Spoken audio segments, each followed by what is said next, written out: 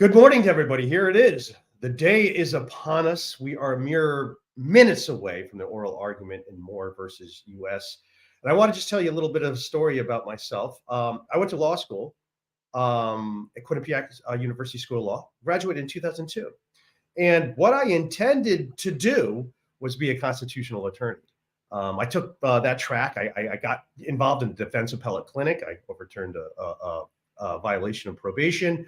I also took a class in the history of Bill of Rights. I went and studied, and I actually took the electives on constitutional law. I thought that's really where I belonged, in constitutional law, but there wasn't a lot of opportunity that I saw, so I decided to do tax, which ironically ended up making me a constitutional scholar, because the true Constitution of America is not that written piece of language signed into law in 1789. It's whatever the tax system is.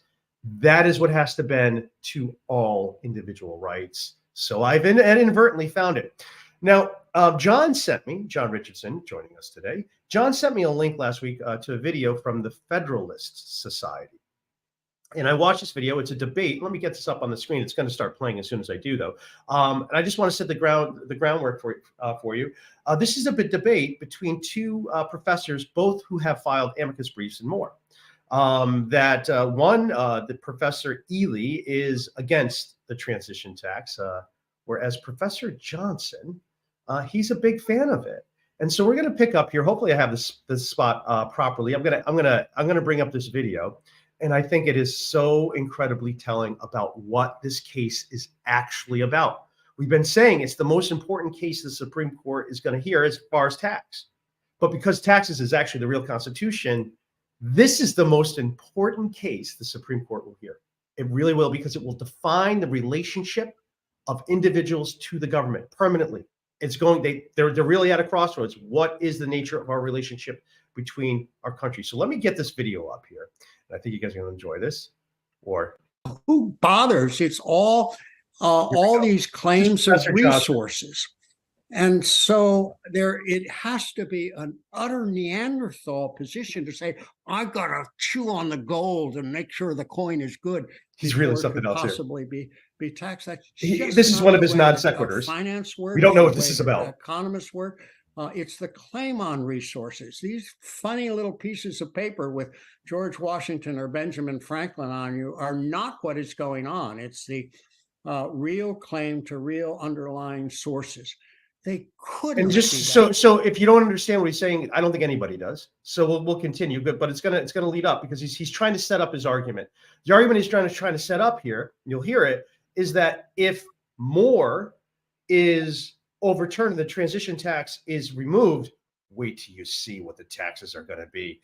That his argument is actually the transition tax is protecting Americans from onerous taxation. So take a listen to this. Crazy. I understand it's a 6-3 court, and therefore the conservative think tanks that put in the 9 briefs are smelling blood. They're going to get rid of the administrative state. They're on and on and on. Great victory in Dodds, and from now on, just marching on and on. But gentlemen, you cannot do that. You just cannot do that. The real world doesn't pay any attention to cash, and a tax on cash only is a terrible tax. People hide their cash. 3/4 of cash. So again, what he's saying is that there's going to be a tax on cash. That if Moore is overruled, well, then that's it. Well, obviously, the next step will be a tax on cash. Not sure how that would happen, but that's what he's claiming will happen. It's absurd absolute is his best argument here. But wait for it here. It's going to be coming soon. Never taxed at all, because people avoid sales. They borrow, or they do derivatives.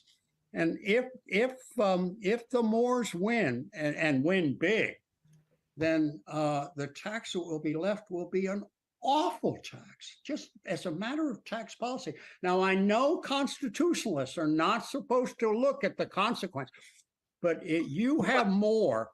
That's the end of this empire. There you go. That's it. You have more. That's the end of this empire. A bit histrionic. Well, actually, I don't. I mean, I actually don't think so. because that's No. really what's at stake. No, and this is the best part. And while he's incredibly obnoxious to watch, he actually says the argument better than I could have. And I want to thank him for that, because this really puts everything into context. It actually makes it full circle. The real debate about the signing of the federal constitution was this. This is what the true debate was about. Hey, look, this is the anti-federalists said, hey, look, this is a bad idea to put all this power with the federal government. We're going to end up with tyranny. The federal government's going to rule everything. It's going to take away state rights, and then the individual is going to suffer. That's what it was about. And then the Federalists said, no, you're out of your mind. You guys are totally imagining things. Look, the federal government's only going to have these limited powers. And the anti-federalists were, no. We don't really believe that, because there's things can be interpreted. This is not a good idea. And that's when Madison goes and adds the Bill of Rights to placate the anti-federalists who were worried about an overruling federal government. And that's why you see a whole bunch of amendments that are completely ignored to this day. The 10th Amendment no one really pays attention to. If it's not an express right given to the government, then the government can't do it. Well, that's just nonsense. The government does whatever it can do. And so the anti-federalists were completely correct in that the Constitution would create a federal government with far too much power. Now, this is the thing that the founders themselves are a complex bunch, because they all said different things, and they all said different things at different times, depending on what it was. And so you kind of have to put the context of the time of what they said when, because they all talk in big flowery language in order to get the Constitution signed. They all talk about this wonderful thing. Oh, yeah, this federal individual rights are so important. It's so wonderful. We have to sell it, because they're just giving a sales pitch. They're just giving a sales pitch, because the fact is the Articles of Confederation were fine, but just didn't create a big federal government. And that's why they're attacking these Articles of Confederation, which really had no problem. But the problem it didn't create a massive power structure for them. And so they created this flowery language to say, oh, yeah, and they got people on board who didn't see where they were going. And so once the ink was dry on the Constitution in 1789, this is the thing that I don't understand. This is the thing to understand about George Washington, about Alexander Hamilton, what they were really, really after. What they looked at, the purpose of the Constitution, was to create a powerful central government which could tax people it doesn't like and then hand that money to their buddies. That's what they looked at the federal government to be. Now, if you disagree with me, you have to deal with this. The very first law signed in the very first act that became law was the excise tax of 1791. Now, you might not know that one, but you might know what it led to. The excise tax of 1791 was an incredibly punitive tax, and the people that it affected the most were those who lived rural in Pennsylvania, out west, because out there wasn't any money. There wasn't a lot of money to trade, but rather whiskey was the currency. And this is how America also drank a lot of whiskey back then. I mean, a lot. I think the average person drank 4 gallons a year or something like that. They made so much whiskey. This is what you need to understand, that the cost of a gallon of whiskey in 1791 would be about $6 in today's money. It'd be about $6 to create a gallon of whiskey. I mean, these guys really liked their whiskey, but it was their currency. The excise tax of 1791 just seems like, well, it's just going to be an excise tax on alcohol. Well, everyone has to pay it. But if you're the end consumer, you're not drinking that much. It's not your currency. It's just a use tax. It's not really bugging you all that much. Yeah, you don't want to pay it, but it's not the end of the world. But if you're a producer, and if this is your currency, this excise tax, which took that $6 gallon of whiskey and made it $9, is essentially the federal government reaching into your pocket. Because remember, it was $6 what it cost, and taking half of your wealth. That's what it was doing. That was your currency. Of course, those out, again, those who were out in the sticks had to pay it. And then that money went to the people on the East Coast for them to hand out to their buddies for their canal projects or whatever it was. That is what the purpose of the government was, according to Washington.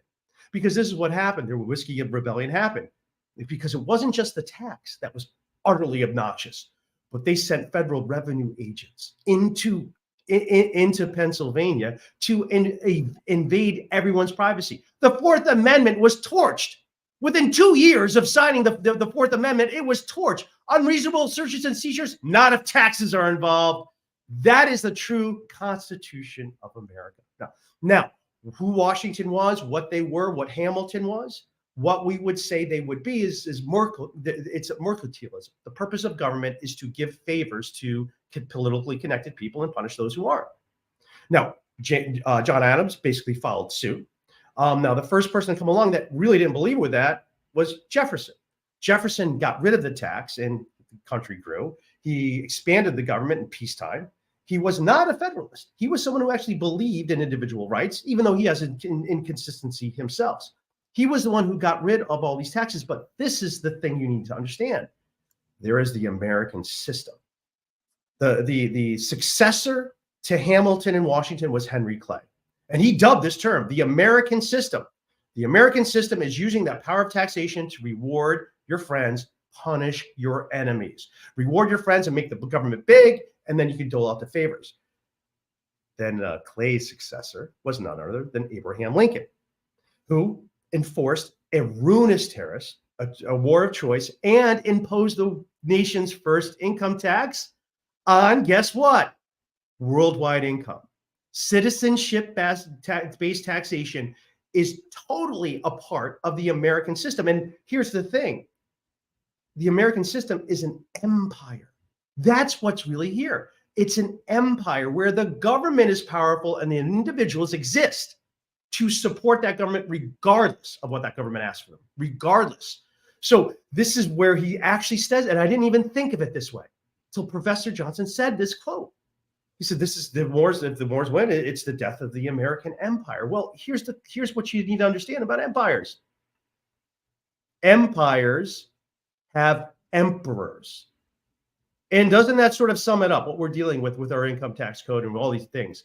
Who's voting for this stuff? The people impacted for it never vote for it. The people not impacted for it always vote for it.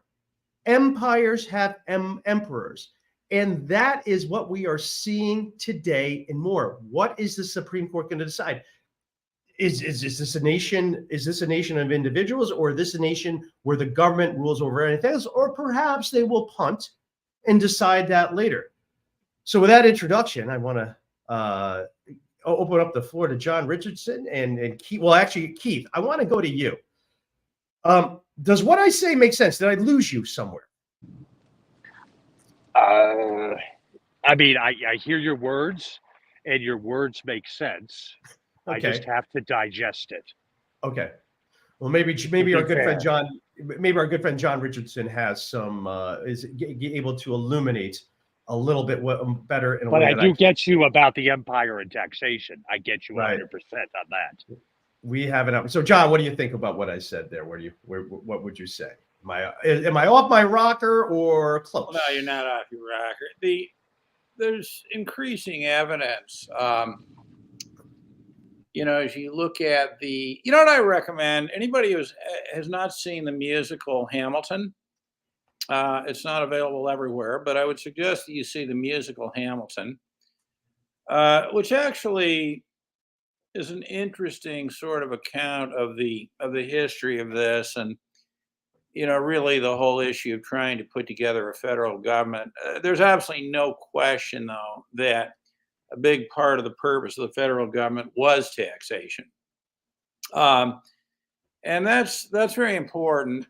It seems to me that lends some, credibility to the idea that the true Constitution of the United States is a combination of the assumption of the power to tax plus the Internal Revenue Code as the vehicle to do that. Because remember that in the country's history, certainly the recognition of the power of taxation came before, this whole notion of rights, really. Okay, it doesn't mean that in its modern form or anything like that, but certainly the whole idea of taxation, the importance of it, etc. But leaving aside the theory, okay, the issue today is whether the government can retroactively create 31 years of income by looking outside to the profits of a foreign corporation that it doesn't have the right to tax directly, and after retroactively creating that 31 years of income, attribute it to a real live shareholder, which could either be a U.S. corporation or individual, and say you have to pay tax on that in present day time. That's the issue. And I'm inclined to think, looking at, a tremendous amount of commentary on this stuff, that, if you were to listen to the way this is discussed, the purpose of this, the historical purpose of the 16th Amendment, we have people like Professor Johnson, who I think I'm understanding to say, it's very difficult because you really have to, have the fluency with the history of this that he does. But I think what he's saying is that the purpose of the 16th Amendment was really to protect Congress from the Supreme Court saying they didn't have the right to tax, right? But the thing is that completely obscures the horror of what's going on to individuals here. So what this is really, I think, is an example of, the theory largely organized in various compartments by the tax academic community, defining this in a way that if you were to listen to their arguments, you wouldn't even have any idea what this is about. If somebody were to listen to the debate from the Federalist Society between those two academics, and you didn't have any background on the context of what this tax was, I think that you, after the hour, would have very, very little idea of what was going on. And another way of looking at this is the very definition, the very reality that's created here of what's going on is created by, this group of people who have no idea. They may have an idea how it works in the Internal Revenue Code, but they have no idea how this works in real life. They to this day are in overdrive, refusing to acknowledge that the impact of this on individuals is far different than the impact on multinational corporations. And they don't even want to acknowledge the individuals. So what we have today is an incredible spectacle playing out in Washington, D.C. Well, yeah, and this is what I want people. The people who are most affected by this are not even allowed to participate in the discussion. That's what's going on today. That's right. So the question I have is what should we be listening for in today to know? What do you think we should be listening for? Yeah, I think that here's the things we should be listening for. Okay, because you can tell from the questions that the court asks, what narrative of this they're willing to entertain or buy into. First thing that you ought to be listening for is the court very early on saying, just a minute now, this is the Moors are individuals. It doesn't matter that they're individuals, right? In other words, some recognition of the fact that they're individuals. The second thing that you should be looking for is in the conversation, well, just hang on a minute. Attributing income from an entity to an individual, say a foreign corporation in real time, is certainly very different from going back 31 years and doing it retroactively. Does that make a difference? So I think that one ought to be listening to that, to those things, I think in particular, because that's going to give you a sense of whether the court is willing to look at what's really going on here or what the tax academics claim is going on here. In other words, this is really a contest between a real reality experienced by people every day, many of who had their pensions confiscated by this thing. The reality, to use Keith's phrase, the reality on the ground, and a bunch of theoretical gobbledygook, which is revisionist history created by the tax academic community. I think that's how I would view it. I also, by the way, would not expect a lot in terms of the quality of the arguments here or even the questions from the court, because this stuff is extraordinarily complex. And, the court has not had, and their clerks have not had a lot of time to process this. I certainly couldn't have gotten up to speed on this in the time that they've been given. But maybe they have resources and better minds than I do. But look, you got to feel sorry for the justices here. because this is an extraordinarily complicated thing. And I think that the way the court will rule will be largely which narrative they want to buy into. And on that point, the question is, will the fact that these are individuals, will it even be introduced into the discussion? I'm going to guess no.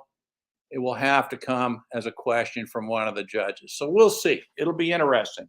But make no mistake, this is history in the making, because you know my view on this, that if Congress can enact a 31 retroactive tax attributing income from a foreign corporation, they're barred by treaty from taxing anyway to an individual shareholder in the United States. Contrary to what the tax academics will tell you, there is no limitation on what the government can define. There's not just take because it's not. And so what I'm going to be listening for is the sort of there's probably be an absurd absolute mention that's like, well, look, if we rule in favors of the more, won't that gut the entire income tax? That is absolutely preposterous. I mean, that is so indescribably idiotic. All the court has to do, and that's what we heard. That's what we heard from Professor Johnson. So if we hear something like that, then we kind of know what narrative they're adopting. If we're hearing something, if I hear something that says that there's sort of a resurrection of Glenshaw Glass, which really has been overruled. Subpart F, totally, the current interpretation has gotten rid of it. Because there is no realization, the so-called deferral, there is no realization event. So that, I could see a more victory here, also getting rid of a Subpart F, which sort of, puts the reach of the IRS out of place, that people could move their money overseas and let it grow tax-free. Anthony, the you don't think so? I think is the fact that it's retroactive. The court can easily say, this is so retroactive, it can't qualify as income under the 16th Amendment.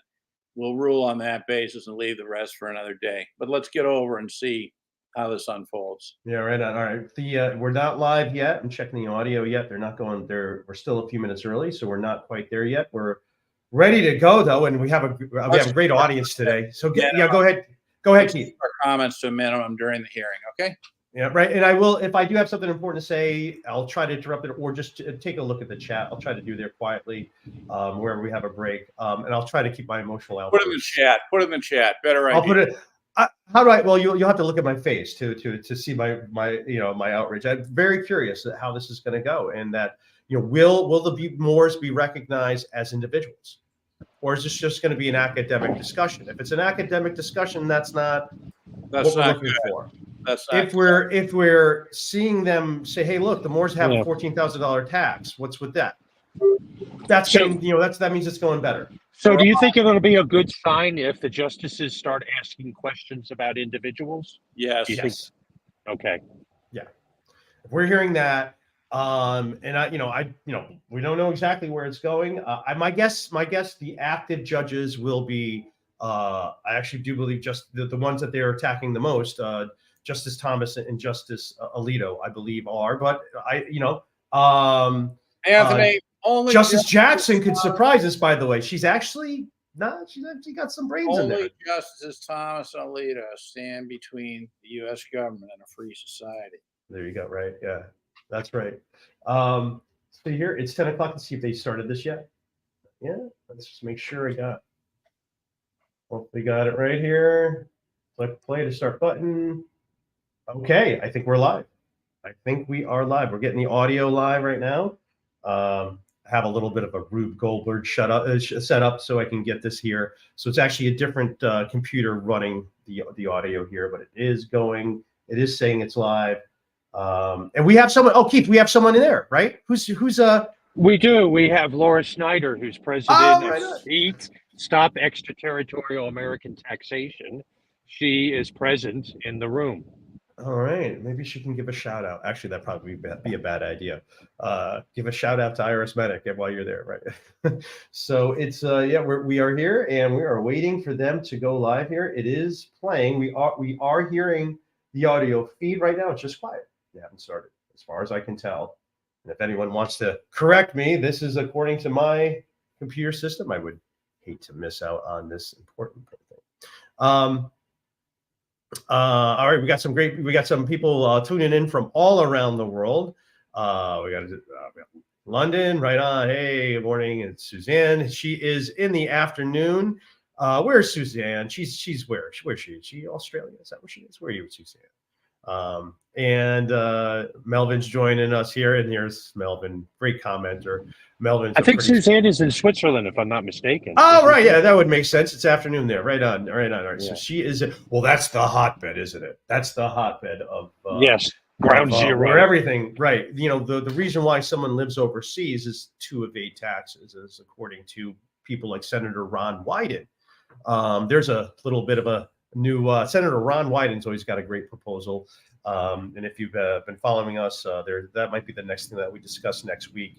His proposal to make leaving the U.S. even more punitive than it is. Their so-called billionaires tax, which is curious because I thought that's what the first income tax was supposed to be. I thought it was just supposed to be the first income tax of 1913 was just supposed to impact those richest, wealthiest people, a little bit of them, and then would have a utopia. But imagine that. Just a few years later, we got a devastating world war. Imagine that. Oh, wow. And then after that, we got prohibition. And then after that, we got a market crash. And then we got a Great Depression. All these wonderful things that strangely, I thought the income tax, the first one of 1913, promised that none of that would happen. And we would have utopia. And after that, another world war, Cold War, various interventions around the world. And just if anyone could confirm with me that it is that my feed is working. I don't hear anything yet, but it is 10:03, and I would think they would have started by now. But this is the government, so and I guess I shouldn't attribute anything. It looks like, yeah.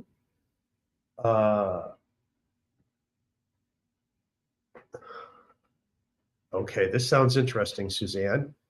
We need some good news. Your 13-year-old mini panther passed this morning. That sounds pretty cool. I mean, having a mini panther, the death is awful. I'm sorry, Suzanne. So she's in Belgium. I thought she was. Yeah. Okay. So she's in Belgium. All right. Yeah. Let me just make sure that I'm just going to pull this up on my phone to make sure that my feed is running. I would hate for us to wait for them to go live, and they have been live. Supreme Court. And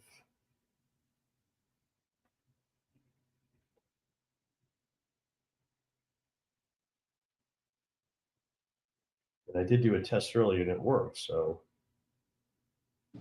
they may be running just late. Yeah, I'm just going to double check that to make sure I am not they're adjusting their robes. They're adjusting their robes, and they're getting some coffee, going to the bathroom, checking Twitter before they go aboard. So let's see here if they're live. Okay, they're not. Okay, my phone has the same result, dead silence. So I'll just keep this going just in case, so I don't miss anything. If I hear it on my phone and I don't hear it on the feed, then I'll know we have something wrong. But I just don't believe they started yet. So we are going. This is going to be something else. What I would say, this is really what this is what, to just give you a little bit of history and sort of how we were taught tax in law school. How we're taught tax in law school is this. We read Pollock, which overrules the income tax prior to the 16th Amendment, which says that you cannot tax individuals directly on their income. If you wanted to do that, you could, but you'd have to have the states do it, which would then go tax people on their income, and then they would send it in here. Then we come to the case of Glenshaw Glass, which is like, okay, well, if you have a tax on income, we have to define income.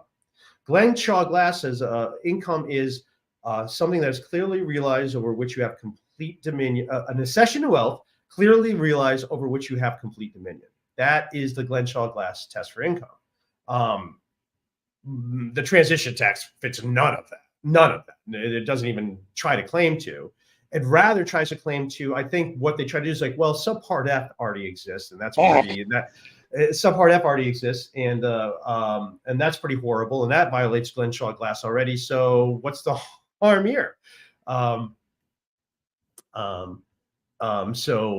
Exactly. So here's a question. Here's a Armored Ghost. Why did it take this long to question if income must be realized before there can be an income tax? Subpart F came out long decades ago.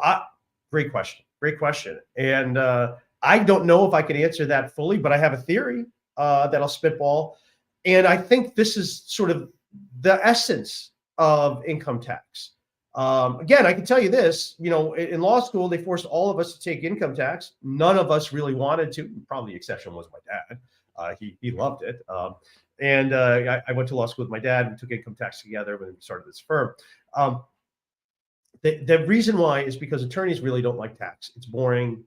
No one quite gets it. And it's also this: you're going to law school to make more money for yourself.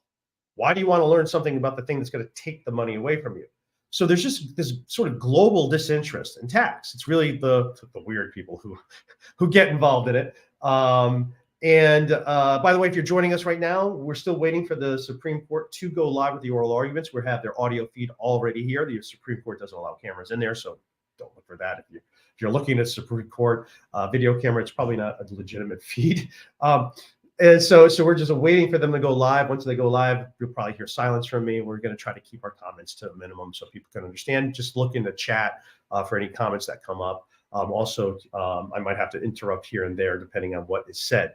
Keith dropped out. He came back in. Keith is back in. Keith is back with us right now. Maybe he drove by. Did you drive by the Supreme Court building? Because you're in the neighborhood, aren't you? Yeah, I am.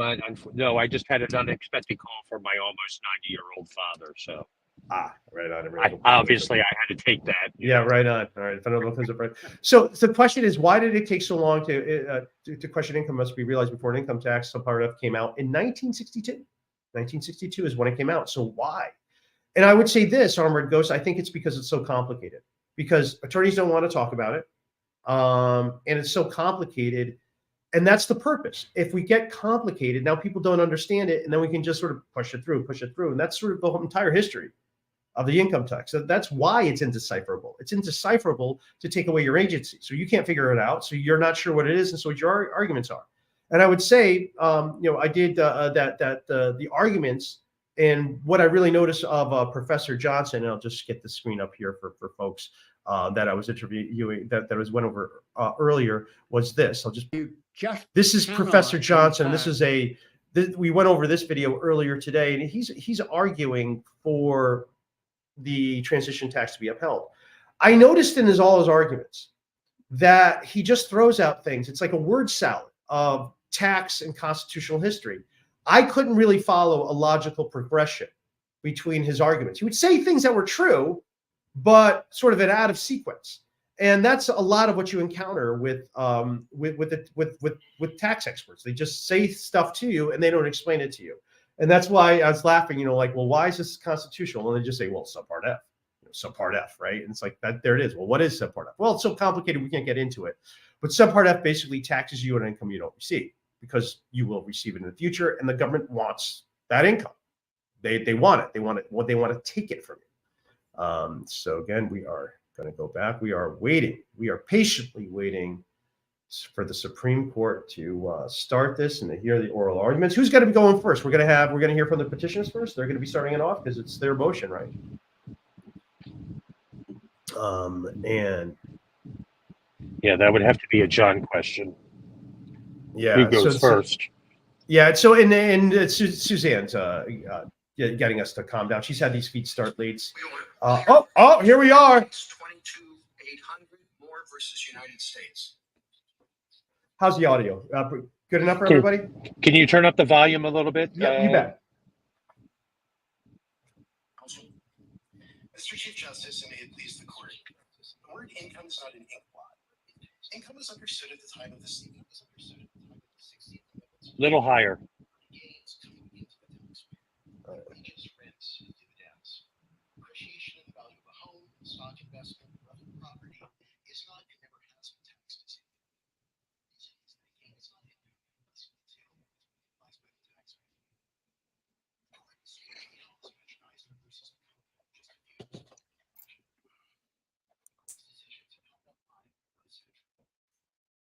precedent makes easy work in this case. It's undisputed that petitioners realize the value of their stock It is kind of hard to hear. because in 2017, they had to own shares of the corporation, carrying the deed as principals. This is a tax on the ownership of property, therefore must be inclusion. Dispensing with the need for realization sweeps away the corporation burden is the essential check on Congress's power to tax property. The government can't identify each single thing Congress could taxes income. Its position organizations are necessary. Taxation is accepting the government's position on income. It can hash tax codes gateway definition of gross income exerts the full measure of Congress's taxing power. The 16th Amendment by reaching all income from whatever source derived. The government's position in this case is right. The current law only protects taxpayers from having to pay tax on appreciation without all their assets. It's written stocks available and on any paper gains from their contracts and bonds. That's not how the income taxes ever worked. Going back to 1990.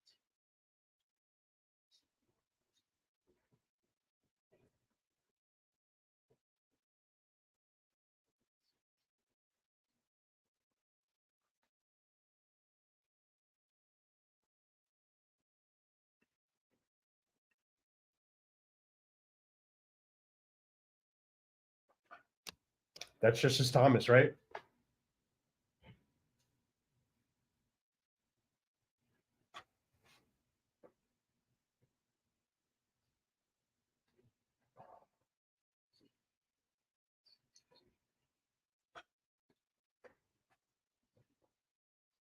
Such that the taxpayer can put that gain to his or her own uses and benefits. That might be forgiveness of a loan, or it might be assignment of income to a third party.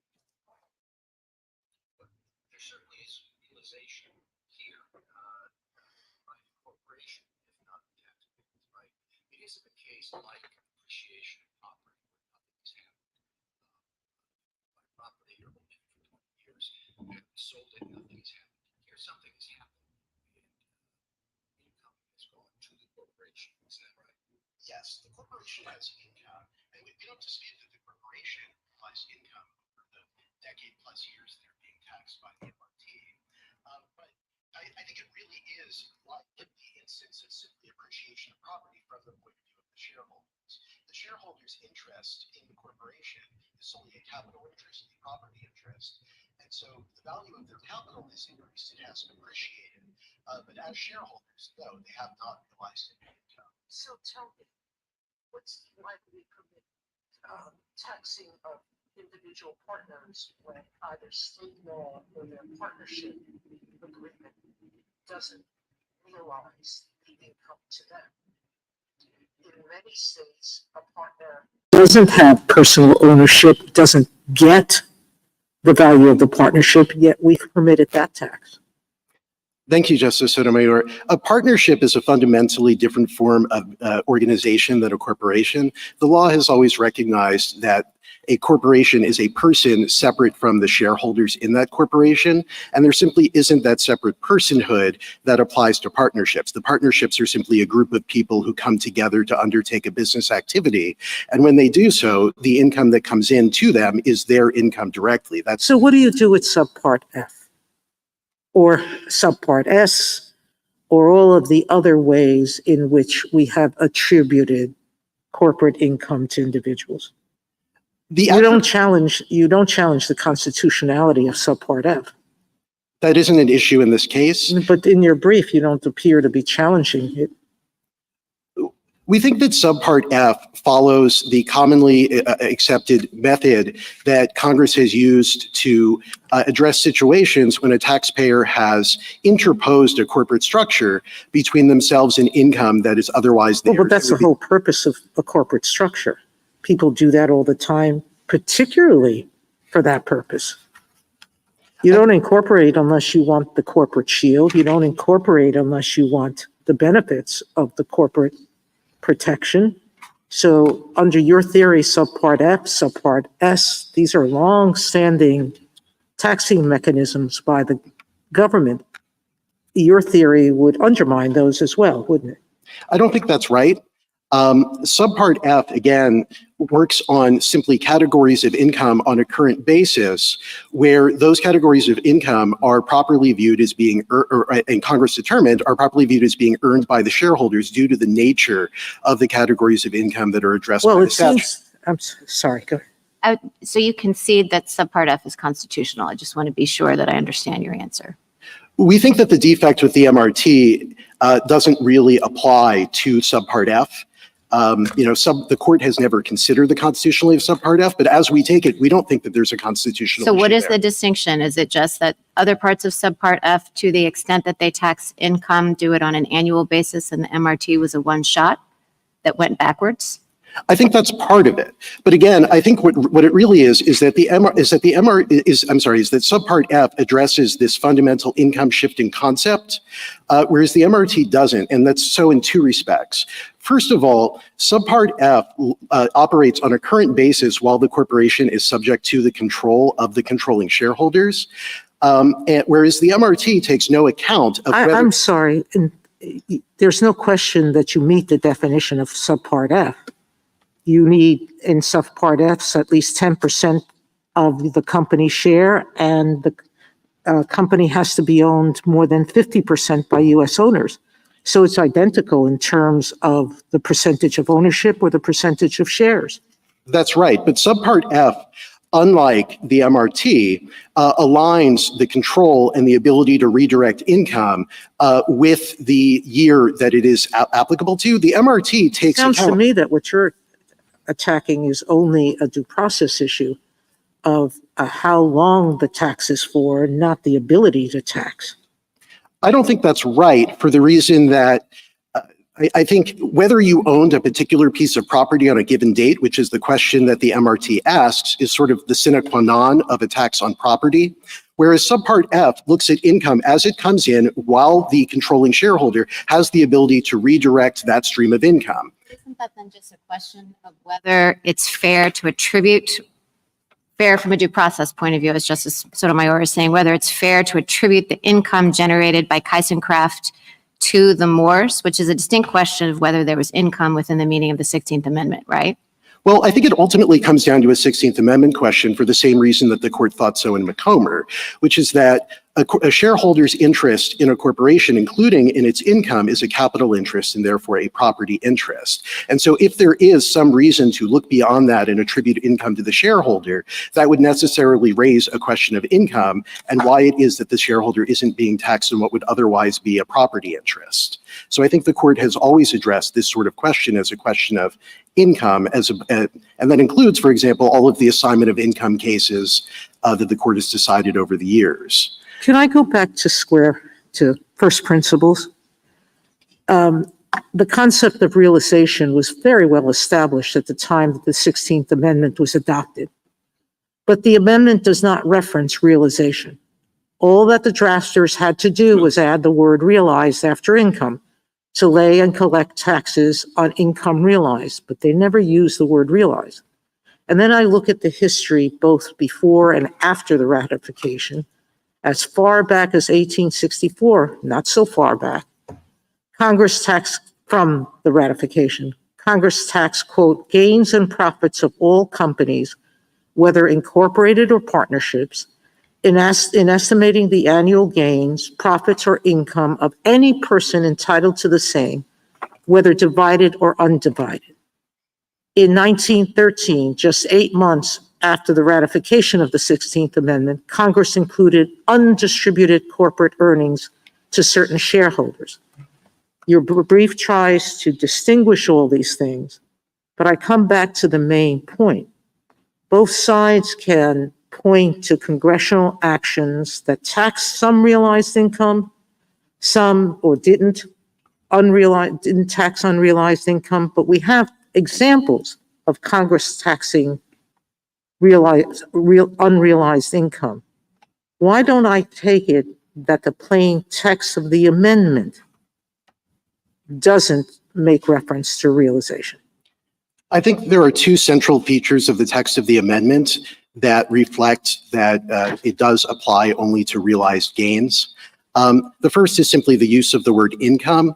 I would particularly commend to the court's attention the amicus brief filed by the professors of law and linguistics, which analyzes the use of the word income in period text. As I go back, all of this goes back and forth because the government has other definitions. We're back in square one if what we're doing is weighing historical definitions. The weighing in this case, Your Honor, is quite lopsided. The government relies principally on two definitions that were put forward by economists in the years following the amendment's adoption, and neither of which reflects the common understanding at the time. One of the economists recognized that he was simply espousing his own economic views, divorced from any question of law or common understanding. And the second economist recognized that the common understanding of income is what we say that it was, a realized gain. So far as the common understanding of the term was concerned, the only indication that the court has before it, aside from dictionaries, which again lopsidedly favor our position, is the corpus linguistics analysis of the professors of law and linguistics, which looks at how the word was used in everyday language at that time. And it concludes that unanimously, where it's possible to distinguish, income meant realized gains. There's also in the amendment the language from whatever source derived. As we pointed out, derived was generally meant to refer to concepts like receipt. And indeed, again, the amicus brief of the professors of law and linguistics recognized that when income was described as being derived, it was always used in that fashion. I guess I'm not sure. Go ahead. I thought that was just a response to Pollock, which had distinguished between income on personal property and other forms of income. And all that the 16th Amendment authors were doing is to say that distinction that Pollock drew, we don't approve of that distinction. Right. I think that what the 16th Amendment did was remove the necessity to consider whether income came from one source, particularly property, versus other types of sources. But in so doing, it necessarily required as a precedent that the amounts that what was being taxed, in fact, be income and not something else. But why should we take the common meaning of income rather than the legal meaning, given the context that Justice Kagan points out? I mean, if the 16th Amendment was specifically responding to this court's legal precedent related to the meaning of income, I guess I'm curious as to why you think that the common meaning of income is what we should be focused on when we try to understand what the 16th Amendment meant when it used that term. Well, that's certainly the approach the court typically takes in addressing questions of original meaning. But that aside, that's what the court's cases have said for Merchants Bank and Macomber again and again, that the 16th Amendment is to be construed according to its ordinary meaning. And I would note that if the court were to depart from that and say, for example, that personal property was not subject to apportionment, which I take it to be the thrust of the questions in this direction, taxes on personal property, that is, that would upend pretty much the entire line of the court's 16th Amendment jurisprudence over the past centuries. But why? I'm sorry. Go ahead. No, go ahead. But why? If what we do is to think about a particular tax, which seems to be what we've been doing for over 100 years, to see whether that tax is income as understood by attribution or as an excise tax or by other principles, we wouldn't have to we would consider each tax on its own form. You're asking us to just announce what realization is out of context. And for the last 100 years, we've been studiously avoiding doing that because we recognize that it's dangerous to do that. To state a word like realization, we then have to come up with a working definition that applies to every piece of property and every way in which people gain wealth. It doesn't seem logical to me. Why don't you just concentrate on why Congress can't say that in certain situations it's going to ignore the corporate form and attribute to the individual shareholder certain income. That's what it's been doing all along. And here it doesn't need realization because Congress has attributed this to the individual owners of the corporation. Respectfully, the court has already said in multiple occasions that realization is in fact required for there to be income under the 16th Amendment. It's not only McComber, it's also McLaughlin versus Alliance Insurance. It's the safety car heating. Yes, on certain types of property, but not all. It's Ivan Allen. But we also said that that partnerships can be taxed individually, even when the partners are not receiving the property. We have subchapter F and S. We have had all sorts of different forms of wealth that we have attributed to individuals rather than to the court, to the legal forms of ownership. And all of those taxes rely on the principle that the court expressed in cases like Horst and Banks, which is that income should be taxed to he who earns it and enjoys its benefits. And putting aside, Mr. Grossman, whether there's any realization requirement at all, I mean, there is quite the history in this country of Congress taxing American shareholders on their gains from foreign corporations. And you can see why, right? Congress, the US government can't tax those foreign corporations directly. And they wanted to make sure that Americans didn't kind of stash their money in the foreign corporations, watch their money grow, and never pay taxes on them. So, there's a long, century-old history of these kinds of taxes on gains from your holdings in a foreign corporation. Why is this any different? And why shouldn't we understand that to be quite well settled, that Congress can implement those taxes and enforce those taxes for those purposes? The taxes in that area have followed the pattern that I described of simply a taxpayer interposing a corporation between themselves and income that would otherwise be theirs. And those provisions from the beginning, isn't it? It isn't. Those provisions from the beginning of these are the same shareholders as in subpart F. The difference is that those provisions have typically addressed things like passive income and related party transactions that are properly attributable to, say, a parent corporation. In other words, a parent corporation could own an income generating asset itself, or it could simply shift that into a corporation, into a foreign corporation, and thereby avoid the income. And what the law has recognized is that just as in cases like Horst and Banks, that's effectively an assignment of income, and that it can be attributed to the person who the parent corporation for that reason, because the parent corporation is the one that controls the flow of the income as it's coming in.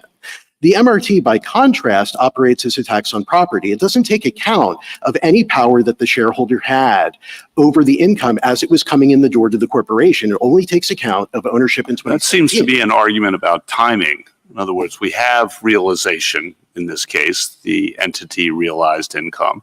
The question then is attribution, and we've long held that Congress may attribute the income of the company to the shareholders or the partnership to the partners. And the only real wrinkle, I think, here is that it goes back and captures prior year's income. I think there are two wrinkles. One is that with respect to those prior years, the statute doesn't require that the shareholders being taxed had any ability to control the disposition of the income in those years. That's a fundamental distinction. The second is that subpart That's not true for the facts of this case, though, correct? It is not true for the facts of this case. But you're saying generally, yeah. Well, I think it just demonstrates that this is a tax on property. In other words, do you own something on a particular date as opposed to what did you do in the past? Did you have that power in the past? But second, provisions... If it had been taxed year by year, would that have been permissible? No, and that's the second wrinkle, so to speak. In this... The MRT is the inverse of its predecessors in the statutes. All of the predecessors, like the foreign personal holding company provisions, as well as subpart F, focus on categories of income that are susceptible to being reassigned into the corporate form. Congress has never reached so far as to tax shareholders of foreign corporations on the active business income of those corporations. Why is that different analytically? I mean, this was all part of a big change from a worldwide tax system to a territorial tax system, and this is one piece of that. but I guess I'm not sure why which kind of income is at issue matters for the ultimate analysis of whether the attribution is permissible. Because all of these attribution schemes, going back to the very beginning, have focused on effectively the fraudulent or improper availment of the corporate form to avoid income. And they've always done that historically by focusing on particular categories of income that are susceptible to that type of abuse. Congress took that to the max as it amended Subpart F over the years to capture more and more types of that sort of income avoidance. What's interesting is that Subpart F says, you've captured the field, now let's get everything else. And the everything else is the active business income that's attributable solely to the foreign corporation's own legitimate business activities overseas. And so the shareholder in a foreign corporation stands in no different position with respect to that income than a shareholder in, say, Microsoft or any other corporation. This isn't the type of income that shareholder would, in the ordinary course of affairs or as a matter of reality, be able to shift around into a corporate form and thereby avoid receiving it themselves. I also want to address just the difficulties that the government's interpretation would raise with respect to the current tax code. As I noted, the tax code already reaches the full extent of Congress's authority under the 16th Amendment. And if the government is right, therefore, that certain novel categories of income, certain novel categories of what had heretofore been regarded as unrealized income or unrealized appreciation were subject to taxation under the 16th Amendment, then those would already be subject to taxation under existing law. Can I ask you a question about your argument before you go on with the government's? So if we agree with you that the 16th Amendment's use of income requires realization and that the MRT does not meet the realization requirement, those are two, I think, different steps of your analysis. It seems to me that all we've done is demonstrate that the 16th Amendment doesn't justify the MRT. Don't you still have to demonstrate that the MRT is a direct tax in order to establish that the Constitution has been violated? Well, if the MRT is not a tax on income, then I think it stands to reason that it would be a tax on the ownership of shares, because otherwise... Well, the government makes another argument in their brief. For example, they offer that it could be an excise tax. So I guess my point is just any indirect tax, I would think, just has to be uniform under the Constitution. So it seems it's as though it's your burden, regardless of this issue about realization, to establish that this tax is a direct tax in order to sustain your constitutional argument. Am I wrong about that?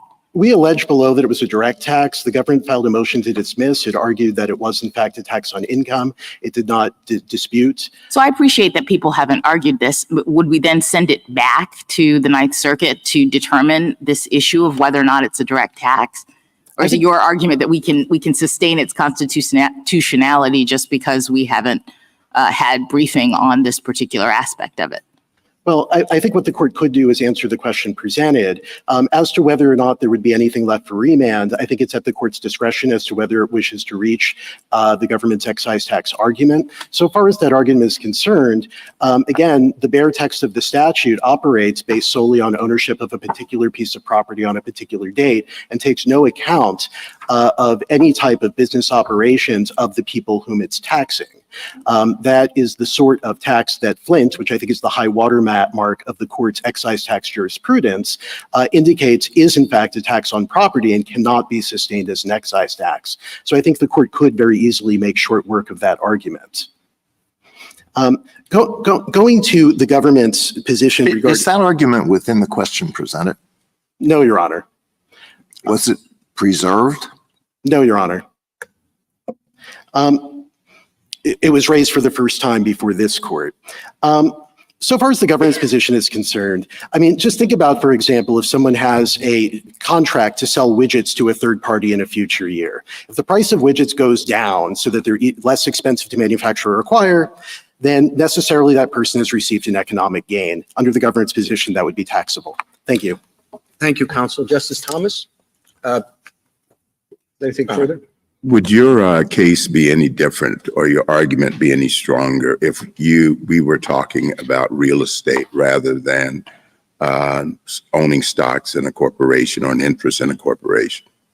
No, Your Honor. Pretty much all of the court's 16th Amendment cases over the course of the last century have concerned personal property in the form of investments.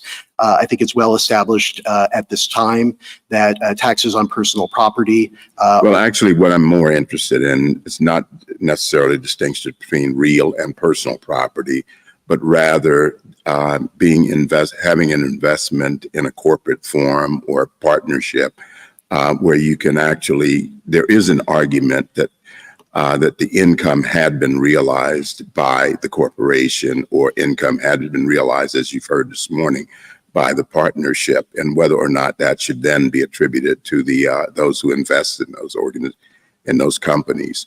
Whereas in real estate, unless there is a transaction, a sale or lease or something, there's no taxable transaction. So would there be a difference between a stake in a corporation or partnership as opposed to real estate or other personal property? I don't think so. I mean, the court has applied the same principles across the sweep of its 16th Amendment cases. Pretty much all of the early ones applying the principle that we put forward did involve corporate investments and different types of corporate reorganizations that the government argued resulted in income to the shareholders. But the court applied the same principles in cases like Brunn, for example, that involved real property, and recognized that in that instance, there equally had to be realization. Likewise, in Blatt, the court reached the opposite results in Brunn, with respect to an improvement made to real property. So we don't think the constitutional principles are any different. I think the only difference, perhaps, with respect to corporate shares is that the government might have an argument that there is some type of constructive realization under the statute that imposes the tax. But isn't that just based on the questions, this might seem to be a vulnerability that you would not have with real property, for instance? I don't think it's a vulnerability given the general principle that's required and given the nature of this tax. I think it would be a more difficult case if this tax were structured in an entirely different fashion that didn't operate in the way that it does, but that's obviously a hypothetical that's not before the court. Justice Alito? One last question. Does your theory put at risk limited liability companies, closely held corporations, limited partnership corporations? I mean, there's all sorts of corporate forms that are there. Your definition, I think, would affect the government's ability to tax those individual partners, no? Those individual shareholders. No, Your Honor. Why not? We don't think that those provisions present any constitutional difficulty whatsoever. Again, a corporation is different. The court's cases have recognized that. I don't know why. Meaning whether it's limited liability or closely held, it's still a corporation. Well, first of all, I mean, you've got distinguishing a corporation from partnership. I mean, again, you have the doctrine of corporate personhood that the court has long understood does make a difference in these circumstances. But so far as other types of corporations like S corporations are concerned, there is an election that is made by all of the shareholders to those corporations to allow pass-through taxation. If somebody wants to come to the government and say, I am earning income and that's how I've organized my business and I'm operating it, I think the government can accept that as a concession. We're going back to whether attribution is legal. Thank you. I don't think it's a question of attribution, Your Honor. I think it's a question of a concession by the shareholders. Well, no, that's exactly the point, which is why should they get to choose and not the government where to attribute the income? Thank you, counsel. Justice Kagan? So at the risk of a little bit repeating some of the discussion, it seems to me that there are four principal, there may be others, but there are four principal kinds of taxation that Congress has repeatedly countenanced and that this court certainly has done nothing to get in the way of, that you have to distinguish here. And I just want to make sure I understand your distinctions and whether there's a single distinction that sort of covers all of these or whether each one has a different explanation. So here are my four. It's Subpart F, it's S corporations, it's partnerships, and it's taxing on an accrual basis. So give me why is that you think we can decide for you without putting any of those kinds of very established taxation schemes at risk? At a 10,000-foot level, Your Honor, they all hew to the realization line as it's been developed in the court's cases and by historical precedent. See, I would have thought that none of them hew to the realization line. I think that... I mean, that's why this is my question, I guess. Can you say retroactive? Again, Subpart F uses that familiar mechanism of simply attributing income to the person who earned it, even if they've directed it somewhere else. And taxes of that nature have long been justified on that basis. As corporations, again, are by election of the shareholders. If they concede that this is in fact their income and that's how they're operating their business, I don't think that the government would have any basis not to take them at their word, should the government choose to do so. So far as partnerships are concerned, again, there's no separate person that sits above the shareholders the partners of a partnership. And those have always been treated differently, going back to the Dartmouth College case, and where it wasn't even new at that point. But with respect to income, going back to Gibbons versus Mahan, which recognized it as a well-established principle at that point that corporations are different in that respect from partnerships. Indeed, that was the basis on which McComber rejected the same argument. And then finally, with respect to accrual, the court already addressed that issue in the safety car heating and lighting case, where it held that standard 16th Amendment realization principles, and it cited among others McComber, applied to the accrual method of accounting. So, whatever question there might be about that methodology and its constitutional status, I think at this point that's been long established and is water under the bridge. Mm-hmm. And can I go back to Justice Thomas's question, which is your own definition of realization? And I'm just going to give you McComber's and tell me if you agree with it or disagree with it or think it needs to be modified. McComber said, that which proceeds from the property is severed from the capital, is received or drawn by the recipient, that is the taxpayer, for his separate use. Is that your definition too? I think subsequent case law has recognized that the separation concept doesn't necessarily apply in every circumstance, although it does apply in the circumstance of distinguishing shareholders versus corporations. So for example, in Brune, we've basically ignored this separation requirement, correct? The court said that it was applicable in the corporate context, but not necessarily in other contexts. In that example, for example, an improvement that was made to land that was not severable from the land. And that definition really wouldn't be very good to explain Subpart F. Is that correct too? Well, I think what the court has recognized in subsequent cases is that it's really the concept of realization as opposed to, say, actual receipt that is important. I mean, look, it's so what you're saying is basically we've left McComber behind. No.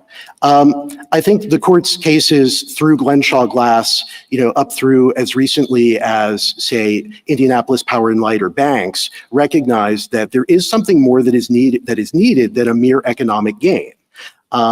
No, I wasn't suggesting that we've left entirely behind any concept of realization. I mean, that's a different question.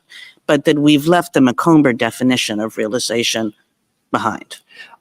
I think that McComber's holding in that respect remains good law, and I don't think that it's been left behind. McComber goes on to recognize, for example, regarding corporations, that there may be appropriate circumstances for the law to look behind the corporate form to ascertain the true right and actions of the shareholder with respect to income.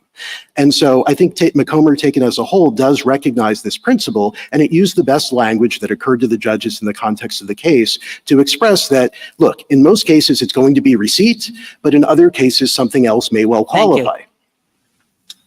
Justice Gorsuch? I think the argument we've kind of heard from the other side involves, okay, if there is a realization requirement, it's met here because the corporation realized the income. And then it just becomes a question of attribution of that realized income. And Congress has a free hand there, and the 16th Amendment says nothing. Your response? My response is that the court has always looked at questions of income from the point of view of the shareholder. If you point to a 16th Amendment case or a case involving gross income under the tax code, the court has always looked at the individual circumstances of the shareholder to ascertain whether or not that shareholder has actually realized a gain.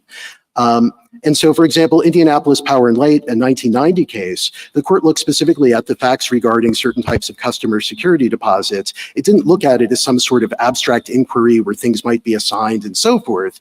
It sought to address the question as to whether or not that shareholder had income. McComber did exactly the same thing with respect to shareholders of corporations. I think the court would certainly have to reverse McComber, which the government has not asked it to do, to get beyond the idea that just some free-floating notion of income is sufficient for the government to point at something and tax it to a particular individual as their income. You're saying, and if I can put a fine point on it, if I understand it, the question is whether it's income to the taxpayer who's being taxed. Yes, Your Honor. Okay.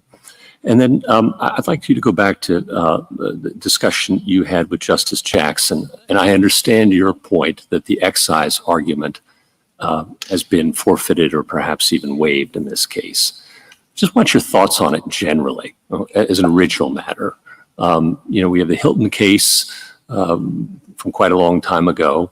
The carriages were thought perhaps not to be a direct tax. Could the government, as an original matter, call this an excise tax?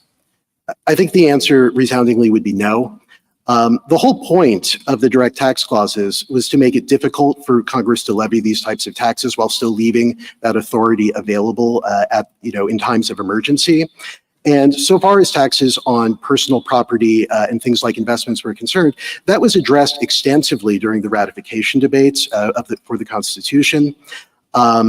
And it was really one of the primary arguments of the anti-federalists against ratification of the Constitution was that permitting Congress to levy direct taxes would simply be a step too far and would allow Congress to destroy the states and reach all the property that was known to all families across the country. So, I mean, that was one of the foremost concerns, and the way that the framers addressed that was to render these types of taxes specifically subject to apportionment. I mean, this was addressed and discussed at the Connecticut, the Pennsylvania, and the Virginia ratifying convention by James Madison, by Chief Justice Marshall. It was a central concern at the time, and as a matter of original meaning, this sort of investment, this sort of property, is something that necessarily was subject, taxes on it was subject to apportionment. Sorry, one last question. Returning to my first one, apologies to shift you about. If the court were to hold that the only realization requirement is some realization somewhere along the chain by a corporation antecedent to the taxpayer, what would be the consequences of a holding like that? The consequences would be to open the door to taxation of practically everything. I mean, all property that a person owns is the fruit of income at some point in time, whether it might be income, that they've received long in the past. I mean, ultimately, all property that we have is made up of flows of income that have then been invested. And so if all that was necessary was some level of income, then Congress could simply point at anything and say, well, at some point, this was income. To some person at some level, and therefore can be subject to taxation without apportionment. I suppose we could, and maybe would have to draw lines as to how far back in time one can go in assessing that chain of realization. That's right, and I don't really understand how the court would do that based on the constitutional text. The government's definition of income is simply the increase in a person's wealth between 2 points in time. Well, if the time is set at a person's birth or many decades in the past, that could reach some or potentially all of their property, and I don't really understand what the limiting principle would be. Thank you. Justice Kavanaugh? In your brief to distinguish Subpart F and S Corps and partnerships, you use the phrase constructive realization, and I would ask if you could define what you mean by constructive realization. Sure. We use constructive realization as a blanket term to encompass such concepts as constructive realization and assignment of income. And it refers to the general principle espoused in cases like Banks and like Horst, that income should be taxed to the person who earns it and enjoys its benefits. And Congress, when it has enacted cases relying on that sort of doctrine, has approached it in that nature. In other words, assessing whether the income at issue is something that in the ordinary course of affairs could be attributed to the person, to the particular taxpayer at issue regarding, say, categories of income or abuse of the corporate form and so forth. Okay, thank you. Justice Barrett? Except there are situations, there are cases in which state law said that partners couldn't have control over the property or pull it out unilaterally, in which we've said it's okay for that income to be attributed to the partner. I understand that partnerships are a different kind of form because as an ownership matter, the partners would own it equally. But I guess I don't think our cases have established control as the linchpin. Can you kind of point me in the right direction if you disagree? With respect to partnerships, if you accept the view that simply a partnership's income is directly the income of its partners, then restrictions on the use to which partnerships may put their income, such as distributing it in certain circumstances, is no different from a state law preventing an individual from using their own income in some particular fashion, spending it on a particular item that they might wish to purchase. But I guess I just mean that control, when we're thinking about how to define income, I'm just questioning whether control can really be the word to use, as opposed to just some sort of distinction between capital and income, the seed and its fruit, right? I mean, it seems to me that control might go a little bit too far. Control has always been an essential element of income attribution statutes, because the general idea has to be that the taxpayer at issue has the ability to redirect that stream of income somewhere else and thereby avoid taxes on it. Why isn't that a due process issue? I guess this goes back to Justice Gorsuch's point about what would the consequences be, and we would have to draw lines. You said that means that something that was earned income anywhere along the line ultimately lands in, my bank account, and then it can be considered income to me. But is that a 16th Amendment problem, or is that a due process problem where we have to draw lines about when it's fair to attribute one person's income to someone else? I think it can raise issues under both, but the court has traditionally considered it to be a 16th Amendment issue, not only in McComber, but in trust cases like Corliss, where again, the court considered it a question of, did the taxpayer have control over the stream of income that he had, in that case, redirected into a trust for the benefit of his close family members? And I mean, that's the way the court has always analyzed it, from the point of view of the taxpayer and whether that taxpayer has actually received income or not. And last questions about Subpart F. I just want to be sure that I understand your position. You say that income is about whether the person has the ability to direct the income stream. Am I accurately repeating what you said when it's about attribution? I think that is a necessary part of it, yes. It's a necessary part of it. And you've also said that Subpart F corporations in general, of which Chris and Kraft meets the definition, Subpart F corporations and Subpart F do not pose the same 16th Amendment problem that you see here, right? We think that, do you mean with respect to the application of Subpart F aside from the MRT? Yes. Yes. Okay, and is that because, kind of going back to your point about control, is the distinction then between MRT and the rest of Subpart F this idea that in the other context, the shareholders have some more ability to direct the stream? Well, I think it's two things. It's not that they have more ability, it's that they have any ability, because again, under the terms of the statute, the MRT doesn't take account as to whether or not a shareholder exercised control while that stream of income was coming in the door. It only focuses on ownership in 2017, but also that degree of control has also been combined historically with the question of whether or not the types of income being taxed are those that are susceptible to that sort of abuse, such that attribution is appropriate. You mean, so there's some sort of fraud overlay to this? Is this really functioning as a tax shelter, as Justice Kagan was pointing out? That's how Congress addressed it in the very first. And that's a constitutional requirement? I think Congress certainly viewed it that way in the very first income tax statute. That provision regarding fraudulent availment of corporations to avoid income was specifically limited, specifically by many of the chief proponents of the 16th Amendment, to avoid the precise question that we're addressing, to the precise defect that we're addressing today. Their view was that you could not ordinarily attribute corporate income to shareholders, but could do so only in the instance where there was some sort of fraudulent abuse of a corporation to avoid income. And that's what. Justice Jackson? Yes, I'm interested in your conversation with Justice Gorsuch about the sort of original meaning of the direct tax clause. And I'm trying to understand whether it's your position that as an original matter, the direct tax clause was interpreted to include income and all sorts of things, or was it narrow? I had thought originally, as we said in the Hilton case, that it was pretty narrowly focused on capitations and taxes on land. Am I wrong about that?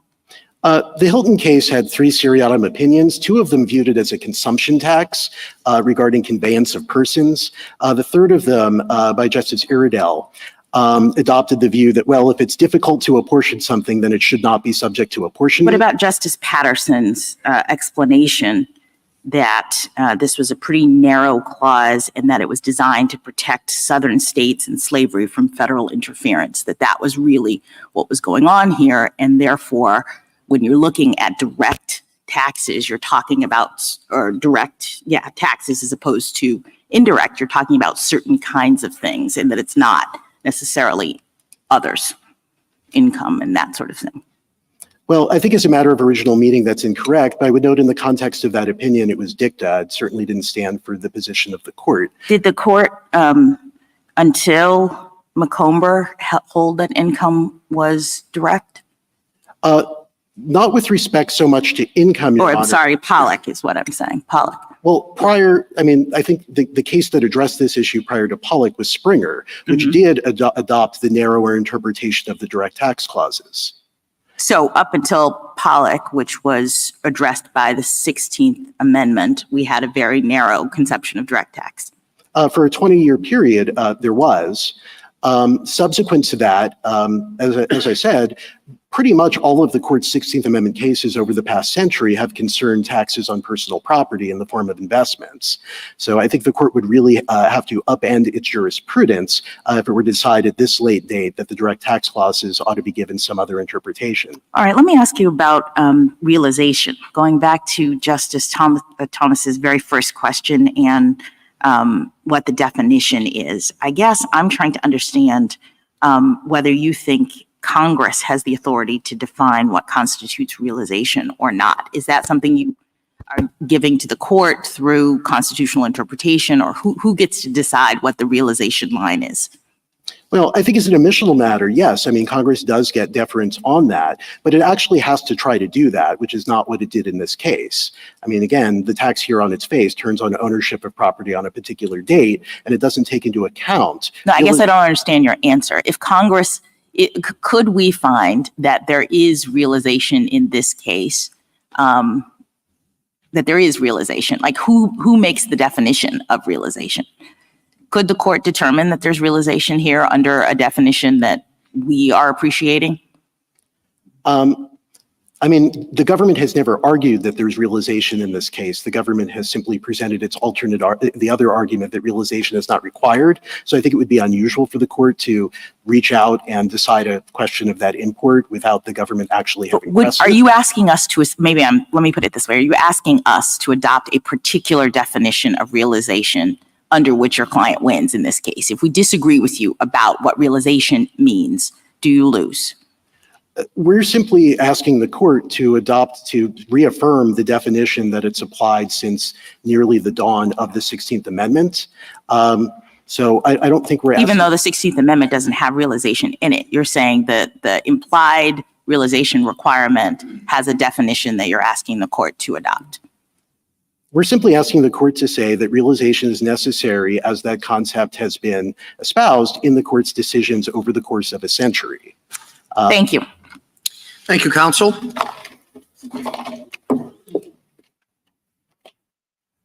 Wow. Wow. Wow. The dense— General Prelogar. Mr. Chief Justice, and may it please the court. The MRT is firmly grounded in the 16th Amendment's text and history. The amendment allows Congress to impose taxes on incomes. That phrase had a well-established meaning drawn from numerous pre-ratification income taxes that Congress enacted before this court's decision in Pollock. Several of those taxes were like the MRT in that they taxed shareholders on undistributed corporate earnings, including the income taxes in 1864, 1865, 1867, and 1870. And this court upheld Congress's power to impose those taxes in Hubbard. The 16th Amendment's drafters therefore would have understood taxes on incomes to include taxes like the MRT. That's confirmed by the very first income tax Congress enacted under the 16th Amendment. That 1913 law taxed certain shareholders on their pro rata shares of undistributed corporate earnings. And the trend of pass-through taxation has continued throughout the next century, from taxes on partners to S corporation shareholders to foreign corporation shareholders under Subpart F.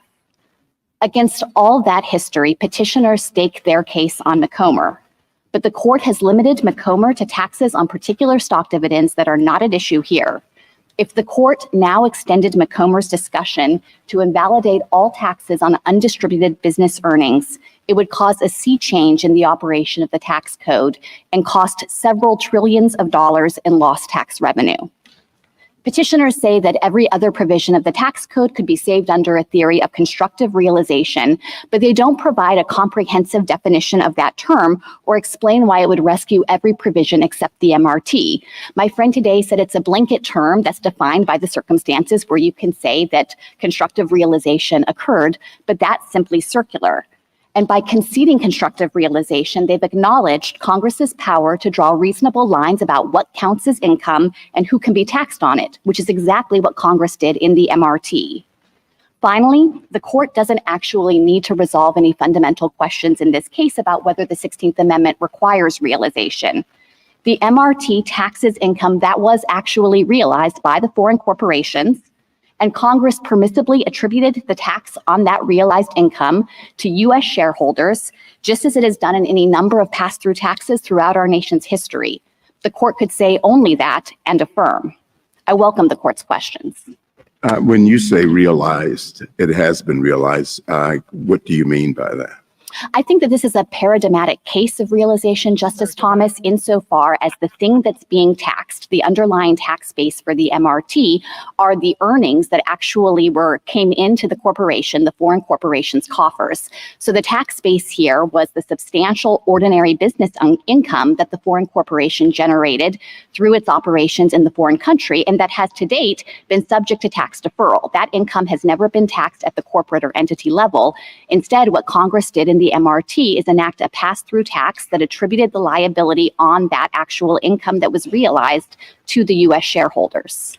Outside of the context of the MRT, do you think that the increase in value of real property could be a taxable event? So I think that raises a more difficult question. This presses on the idea of whether you can characterize gains in the form of appreciation taxable. I think that there's a strong argument that falls within a definition of income that looks to whether there have been economic gains over time. And it's important to note that Congress has at various times imposed taxes on that kind of appreciation. Some of the Civil War era income tax laws that I pointed to at the beginning in my introduction had appreciation-based taxation for certain property like livestock. And still today, there are really important provisions of the tax code that effectively tax individuals on appreciation. For example, the mark-to-market taxes that my friend has conceded are constitutional treat a taxpayer as though there was a realizable event at the end of the tax year for certain futures contracts, for certain life insurance holdings, securities dealers holding that mark the amount of the value to the market price, even in the absence of any kind of sale. So I think that there is strong support for the idea that you can tax at least certain forms of appreciation. Well, if there's strong support, I mean, you've buried McComber. I mean, and that takes away a lot of the strong support for a pretty basic proposition that the government can't tax as income to the property owner the appreciation in value of the property. So, I mean, what is left to defend that proposition without McComber? Well, Mr. Chief Justice, I disagree with the suggestion that McComber involved a tax on appreciation. The court there instead but I mean, I know your argument that it's limited to stock dividends, but it also has been recognized as at least in the beginning, before it certainly narrowed over time, as standing for the proposition that the government cannot tax the appreciation in property. And you've taken that off the board in your presentation today. So I wonder if you can give us a little more view or assurance and what's left to defend that proposition once you've stabbed McCumber? Well, Mr. Chief Justice, I want to say that we're invoking this court's own precedent about McComer's scope and reach. It's the court itself that said that McComer is limited to the particular type of stock dividend at issue there. And that type of stock dividend didn't actually represent any kind of economic gain to the taxpayer. In other words, in McComer, the taxpayer received additional shares in the company, but it was a stock split and her shares were diluted in a commensurate amount so that the court said that from the taxpayer's perspective, there was no difference in her ownership stake in the company, both before and after the stock. If you wanted to defend the proposition that the government cannot tax the appreciation in property without any other event of realization, what would you cite, given the fact that McCumber is not on the table? Well, the thing that I would cite if the court were looking for a limiting principle that takes appreciation off the table, at least in certain circumstances, would be history. I do think that there is a different historical foundation for that type of tax compared to what we have here, which is a pass-through tax on actually realized corporate income. So I think that the court could reserve judgment on whether there might be principled lines based on the history of that type of tax scheme to suggest that it wouldn't be what the framers of the 16th Amendment had in mind. But again, I do want to emphasize the fundamental distinction between a tax base that focuses on actually realized income and then attributes it to a different taxpayer, which is a prevalent feature of the tax code and which involves many of the provisions my friend today has conceded are constitutional. One of your the arguments that you press most strongly, and certainly it has resonated a lot in the coverage of this case, is that the adoption of the petitioner's arguments would have far-reaching consequences. Isn't that correct? That's correct. So do you think it is fair then to explore what the consequences of your argument would be? I'm happy to talk about the consequences of our argument, although I want to say at the outset, I think that the court could resolve this case quite narrowly. Now, the Ninth Circuit held that the Supreme Court has made clear that realization of income is not a constitutional requirement, but is instead founded on administrative convenience. Is that correct? The Ninth Circuit was referring to this court's decision in Cottage Savings, where the court did say that realization requirements are founded on administrative convenience. Not the question whether that's a correct interpretation of our prior precedents. Is it your position, as I understand you to argue in your brief, that realization is not required? The 16th Amendment simply permits the taxation of income, whether realized or not. We certainly think that there is no bright line realization rule or requirement under the 16th Amendment and that Congress is permitted to tax certain forms of unrealized gains. I don't want to suggest that the court here needs to set out to define income for all purposes or to announce any bright line rules about realization. I think it's sufficient here for the court to say that you have before you a particular type of tax on undistributed corporate earnings that were actually realized and to look at the history and tradition that demonstrates that that fits well within Congress's Well, what I'm trying to do is to understand the breadth of your argument, just as we need to understand the consequences of petitioner's argument. So I take it what you said is that realization is not a requirement. You say that explicitly in your brief. We think they're wrong to say it always is a requirement. We don't have to agree with you on that for you to prevail. I think you've said in your opening as well, because even assuming or leaving open whether realization is a constitutional requirement, there was realized income here to the entity, and then it's attributed to the shareholders in a manner consistent with how Congress has done that and this court has allowed. That's correct, Justice Kavanaugh. We think that here the constitutional question is actually quite easy, and it doesn't require the court to consider some of the foundational questions about the meaning of the 16th Amendment in other contexts, because here we have paradigmatic realized income at the entity level, and this functions just like the pass-through taxes on partnerships, the taxes on other types of corporate shareholders, S corporation shareholders, and particularly in the context of foreign corporations, the tax under Subpart F, of which the MRT is just a part. So your answer is that there need not be realization by the taxpayer. It's sufficient if there's realization by some other entity, correct? Under the 16th Amendment, that's correct, although there is a due process question in that context about the limits on Congress's ability to attribute income that was realized by one taxpayer to another taxpayer. All right, that's the due process question, and that's a question of substantive due process. That's how this court has analyzed it in cases like Burnett versus Wells, where it was looking at the limits on Congress's ability to make that kind of attribution decision. And anything under substantive due process involving an economic regulation like this, the only thing that would need to be shown is that it was rational for Congress to do what it did. Yes, the court has looked at whether Congress has made an arbitrary choice, whether it's acted unreasonably. But I think that the court's precedents reveal that the court really has looked at whether the taxpayer who owes the tax liability has a relationship to the underlying Well, if it's a rational basis review, then that's not much, right? So we could say the 30-year requirement here is a substantive due process issue, so we don't have to grapple with it here. But to be honest, we would be saying, unless you can show it was irrational, that would be sufficient. Well, I want to be precise about the doctrine here. You mentioned the 30-year look-back period. I think that that actually has to do with retroactivity principles under the Due Process Clause. And I think that that's somewhat different than the attribution question that we had been discussing about whether Congress can fairly attribute tax liability to one person for income that was earned at the entity level.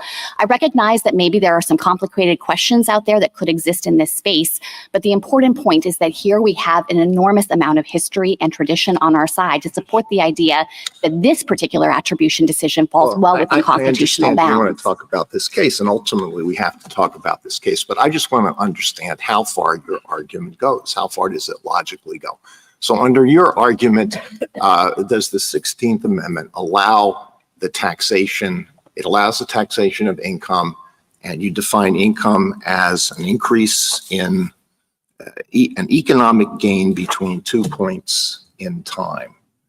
So let's say that somebody graduates from school and starts up a little business in his garage, and 20 years later, 30 years later, the person is a billionaire. Can Congress, under your argument, can Congress tax all of that on the ground that it's income? So if that has already been taxed, as I imagine it would through annual income taxes, then it sounds to me like the hypothetical is actually functioning as a property tax insofar as looking at the total value of the asset. The appreciation in stock value over 20 or 30 years. Could Congress say, we want to reach back and tax all of that? So I think that's economic gain hard between 2 periods of time, between Yes, 2 points in time. I think that's a harder question, and here's why. I do think that that would fit within an ordinary conception of income as covering economic gain between 2 points of time and focusing on the increment of gain. But we don't have the same tradition to support Congress levying income taxes in that manner. Now, the court might conclude if it were— I'm sorry to interrupt, but on this point, in your brief at least, and I understand your argument is a little bit different here today, but in your brief at least, you confronted the question whether Congress could tax millions of Americans who hold small amounts of stock in their retirement investment accounts. And you say yes. And you point to the 1864 Civil War laws. And then you say, but that would be administratively unworkable. So as I understood, at least in your brief, the answer to Justice Alito's question, I think, is yes, that could happen. So I think this is a really important point, Justice Gorsuch, and let me clarify that that statement in the brief was referring to the idea of pass-through taxation on all large or all corporate shareholders. That would function like the MRT. The basis for the tax would be the corporation's earnings, and then the shareholders would be responsible for a pro rata share of the corporation's earnings. That's a different type of pass-through tax. I'm not sure that's clear. It seemed to me, at least, that the argument was that you were dealing with was the change in value over time, and stock prices increase. Could you tax that otherwise we would consider unrealized gain, treat that as a realized gain? And the answer is yes, because they did that in 1864, and because if there's any limitation, it has to do with administrative workability. In 1864, they were doing a pass-through tax on the corporate earnings, and so the calculation of the tax was not based on the appreciation in the shares, but rather was based on what the corporation had actually earned as its income. Okay. And I don't want to suggest that a tax on appreciation in stock would necessarily be invalid. As I had mentioned to Justice Thomas, there are provisions on the books today that my friends concede are constitutional.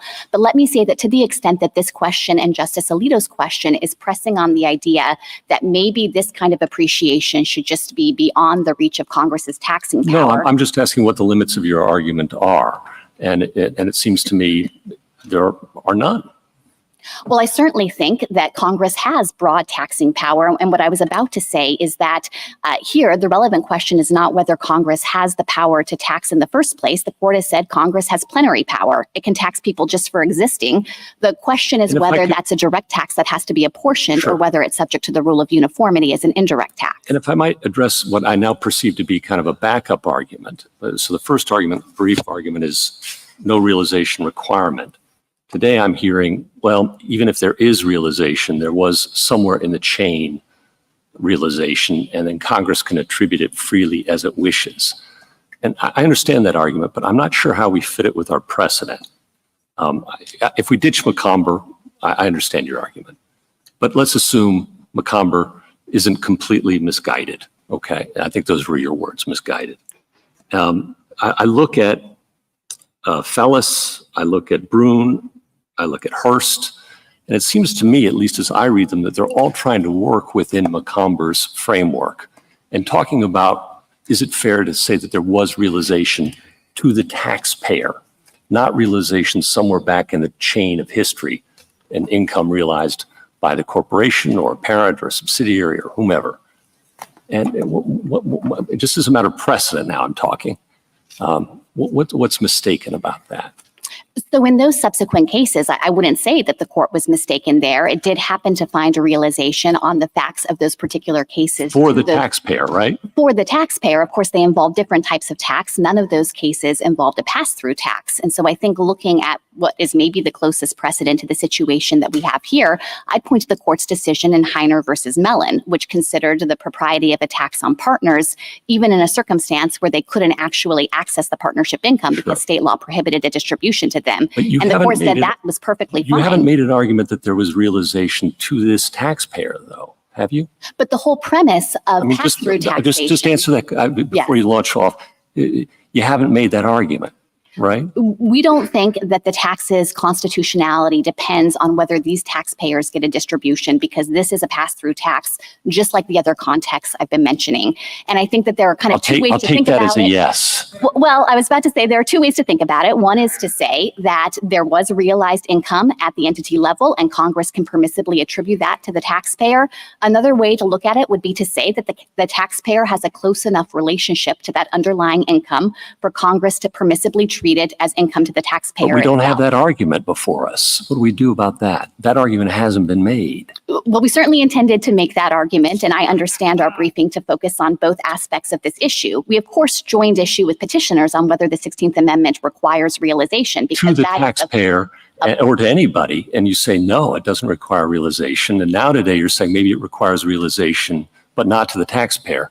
The one argument that I'm missing is that there was realization here to the taxpayer. That's just not even in the briefs. It's not in the argument today. What do I do about that? Well, I think we did. If you think there is realization to this taxpayer, why didn't you make that argument? We are not suggesting that there's anything like strict realization in the sense of the taxpayer having received something in hand. But I don't even understand petitioners now to be saying that's what's required, because they concede that any number of other... And our cases in Brune and Horst say that there can be something like a constructive realization in a partnership situation or a fraud situation or an S corporation situation. We've been clear about that there's some enjoyment that the taxpayer has over that money, some control. He may assign it elsewhere. He may choose to keep it in the S corp, whatever, but he controls it. And so there's some realization under McComber's framework that's enough. But that argument that this taxpayer had that kind of enjoyment isn't in the briefs before us. And I'm just wondering, what do I do about that? Well, I think we did make that argument because we made the point that to the extent the court goes down the road of recognizing some theory of constructive realization, then the MRT would fit within that same framework, because petitioners haven't identified any actual distinction between how those other tax contexts operate and how the MRT operates. Let's just say I don't see that argument. Then what do you want me to do? Am I supposed to vacate and remand for consideration of that question? Is it waived? What would you have me do? I certainly think that in our brief, we argued that here the taxpayers can properly be held accountable for the corporation's income, and that the court could say that. I got that argument, General. Yes. I got the argument that either there's no realization or as a backup, there's realization and fair attribution. But if I'm working within this court's precedents, if I don't consider them wholly misguided, okay, if I'm not willing to overturn 100 years worth of precedent, which you're asking us to do, and the question is it fair to say this taxpayer constructively or actually realized this income? Should I vacate and remand? No, you should affirm, because here we made the argument that there is the same level of control and exactly the same relationship as in Subpart F. So we did make this argument, Justice Gorsuch. We made the point that if the court is focused on things like control or influence, that there is no relevant distinction with Subpart F, because this is taxing in precisely the same way as Subpart F operates. In general, what do you think is the significance of petitioner's concession that Subpart F is constitutional, to your point? I think that that is an incredibly significant concession here, because it demonstrates that even if the court were to apply a lens of control or influence, I think the right word to use would be relationship to the income. Petitioners have acknowledged that 10% U.S. shareholders have the requisite level of relationship in order to properly have income attributed to them. Now, my friend suggested that there's some fundamental difference with Subpart F because it taxes different types of income. I think he said it's income where you can interpose the corporate form. I don't understand that distinction, because of course the 16th Amendment says that Congress can tax all income from whatever source derived. So the 16th Amendment's text by its own terms makes clear that the different forms of income being taxed don't make a relevant constitutional difference. And even if you look at it as a factual matter, my friend's argument doesn't withstand scrutiny, because he suggested that, for example, all of this income could have been earned by the taxpayer himself, but that doesn't explain many important features of Subpart F, like insuring risks outside the country of incorporation for the CFC, or doing business in countries that are subject to U.S. sanctions. Those are parts of Subpart F income, and I don't think that there is a relevant distinction with respect to whether it could be properly attributed to the taxpayer. Justice Gorsuch said you were asking us to overrule 100 years of our precedent. Sounds bad. Are you? I am not asking the court to overrule any precedent in this case. I'm asking the court to follow its precedent that postdates McComber and makes clear that the discussion in that case was limited to the particular type of stock dividend at issue there. I recognize that there is language in McComber that seemed to have broader sweep, but this court itself has already recognized that that is not the right way to read the language. General, if I might, though, I mean, in McComber, it said realization. You say that's misguided. In Fellis, we said that we were applying the tests laid down in McComber. In Brune, we said that it was following McComber's understanding of income. And in Horst, it said that it said much the same thing. I'm not going to bother with the quote. But in each of those cases, at least, it purported to be faithfully following McComber. Justice Gorsuch, you just disagree with that, I guess. I disagree with that reading of those cases, because I think if you look at each of the cases you mentioned, the court did find realization on the particular facts there, but using different standards than McComber itself had articulated. Take, for example, Brune. That was a case where I think you said the court said it was faithfully applying its interpretation of income, but the court in Brune specifically disavowed the aspect of McComber that said you have to be able to separate the economic gain from the underlying property. Certainly, it talked about control, but it spoke of applying McComber.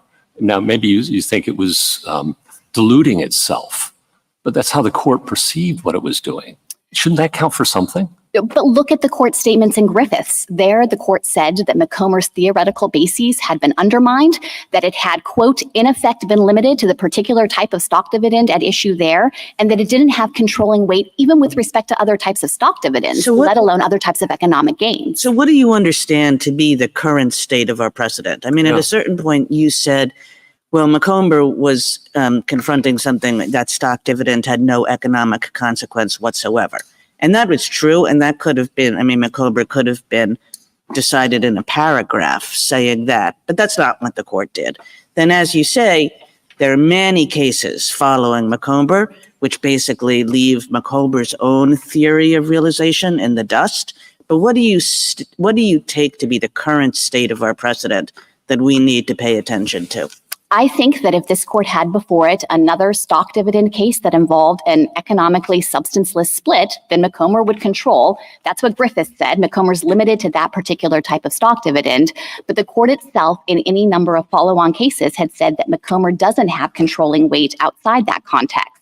The court said in Glenshaw Glass, the statements in McComber were not intended to provide a touchstone for resolving all future gross income questions that could arise.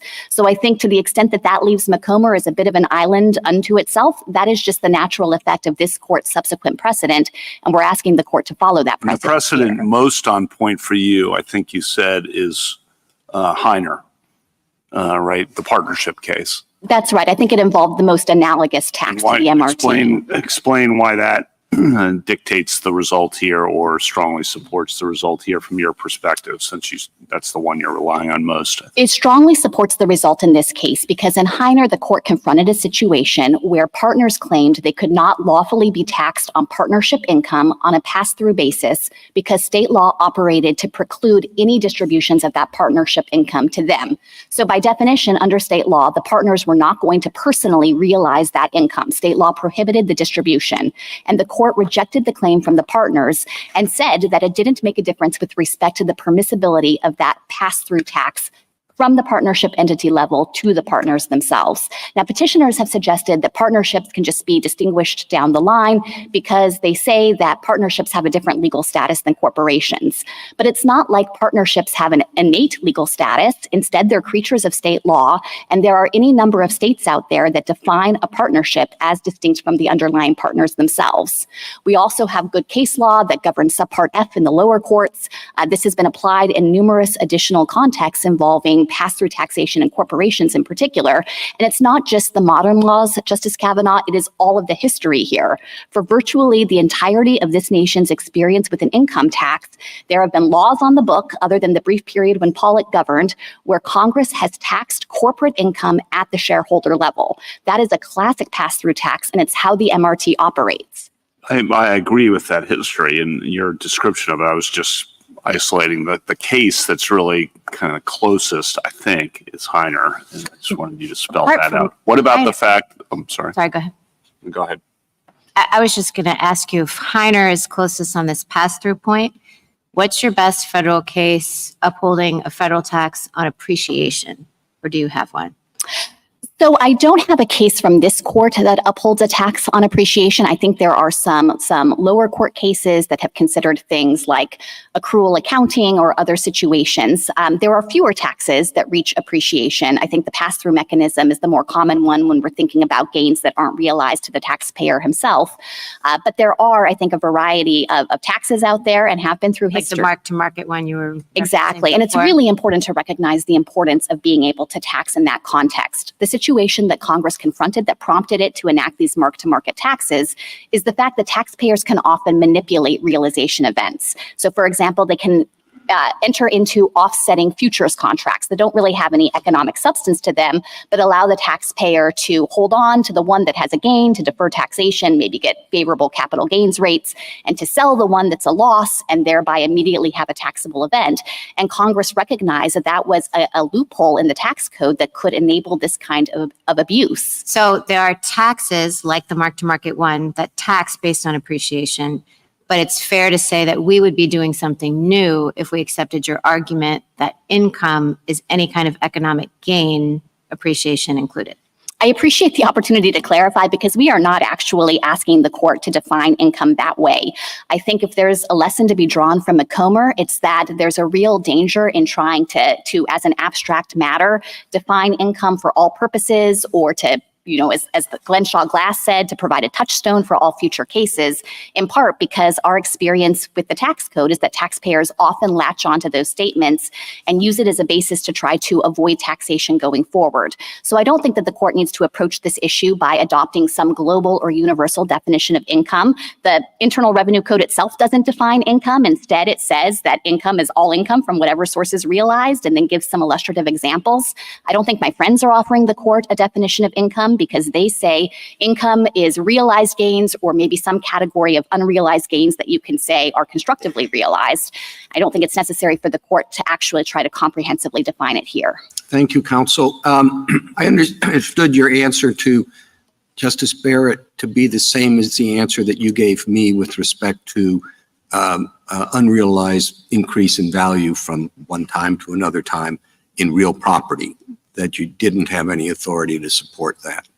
That's right. I'm not pointing to a case from this court that I think would find that that's taxable. There's also nothing from this court other than reading McComber for all it's worth that I think would necessarily rule that out. And when you just said that's the lesson of Macomber, you mean that's the lesson of Macomber's demise? Yes, exactly.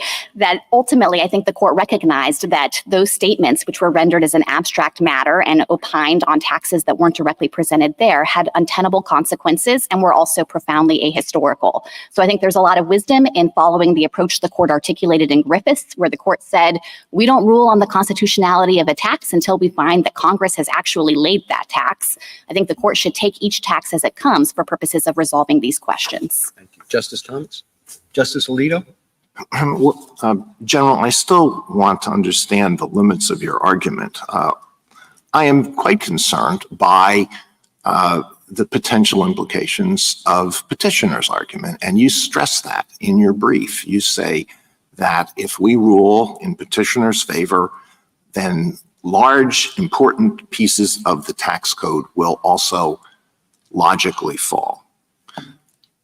And I think that's a fair argument, but I think it's also a fair argument to do the same thing with your position. And I want to understand the limits of your position. Now, coming in, I understood your position to be that realization is not required and that the 16th Amendment realization to the taxpayer is not required, and therefore the 16th Amendment allows the taxation of income. And you seem to define income in your brief as economic gain between 2 points in time. You say it is those well-established principles that distinguish income taxes from property taxes. So if that is correct, then what about the appreciation of holdings in securities by millions and millions of Americans, holdings in mutual funds over a period of time without selling the shares in those mutual funds? Can those be taxed under the 16th Amendment? I think if Congress actually enacted a tax like that, and it never has, that we would likely defend it as an income tax. But you don't have to agree that that tax would be valid in order to uphold the MRT. So if you think I understand that. And in order to rule for petitioners, we don't have to say anything about Subpart F or S corporations or partnerships or the accrual method of taxation. But your answer is that would probably, you'll at least go that far, that would probably be permissible under your interpretation of the 16th Amendment. I think it probably would, but I think the court could draw lines based on history. And if there truly were a widespread tax on all amount of appreciation for every taxpayer, that wouldn't look like anything Congress has done before. The court has sometimes used history like that to draw principled lines. Here we have exactly the opposite situation where Congress has enacted a tax that looks exactly like any number of pass-through taxes through history. So here I think history functions as a rule of inclusion with respect to the propriety of this tax. Now, as to the Chief Justice's question, how about the appreciation in value of real property? I think it would be subject to the same analysis that would fit within a conception of income as economic gain between 2 points in time, but Congress hasn't traditionally taxed that. And so perhaps the court, if it were confronted with that situation, would conclude that there's a historical line or limiting principle here. So unless history rules that out, I'm not quite sure how Congress's failure to enact a tax in the past brings that outside the 16th Amendment if the tax would otherwise fall within the 16th Amendment. But you say that that potentially is also taxable as income under your theory. Yes, and I think it's clearly taxable under the Constitution. Again, this is not a question about Congress's power. It's about the mode of taxation and whether to apportion that tax or not. Now, if some sort of constructive realization or some test for attribution is required, what is your test? How far may Congress go in attributing income to someone who has not realized that income in the standard understanding of that term? I would apply the test the court used in Burnett versus Wells, which presents the most closely analogous situation. A taxpayer argued that because he had been of a trust, he couldn't be held liable for the gains in the trust. It couldn't properly be attributed to him because he had no continuing control and wouldn't personally enjoy those gains, which instead went to the beneficiaries. This court rejected that claim, and what it said is that Congress had not acted arbitrarily in making that attribution decision. It looked at the taxpayer's relationship to the underlying income and concluded that there was good reason to tax the grantor in that circumstance, including to avoid shifting income to lower income taxpayers. But if the court were applying that kind of attribution analysis here, I think the MRT, like many pass-through taxes, is equally constitutional.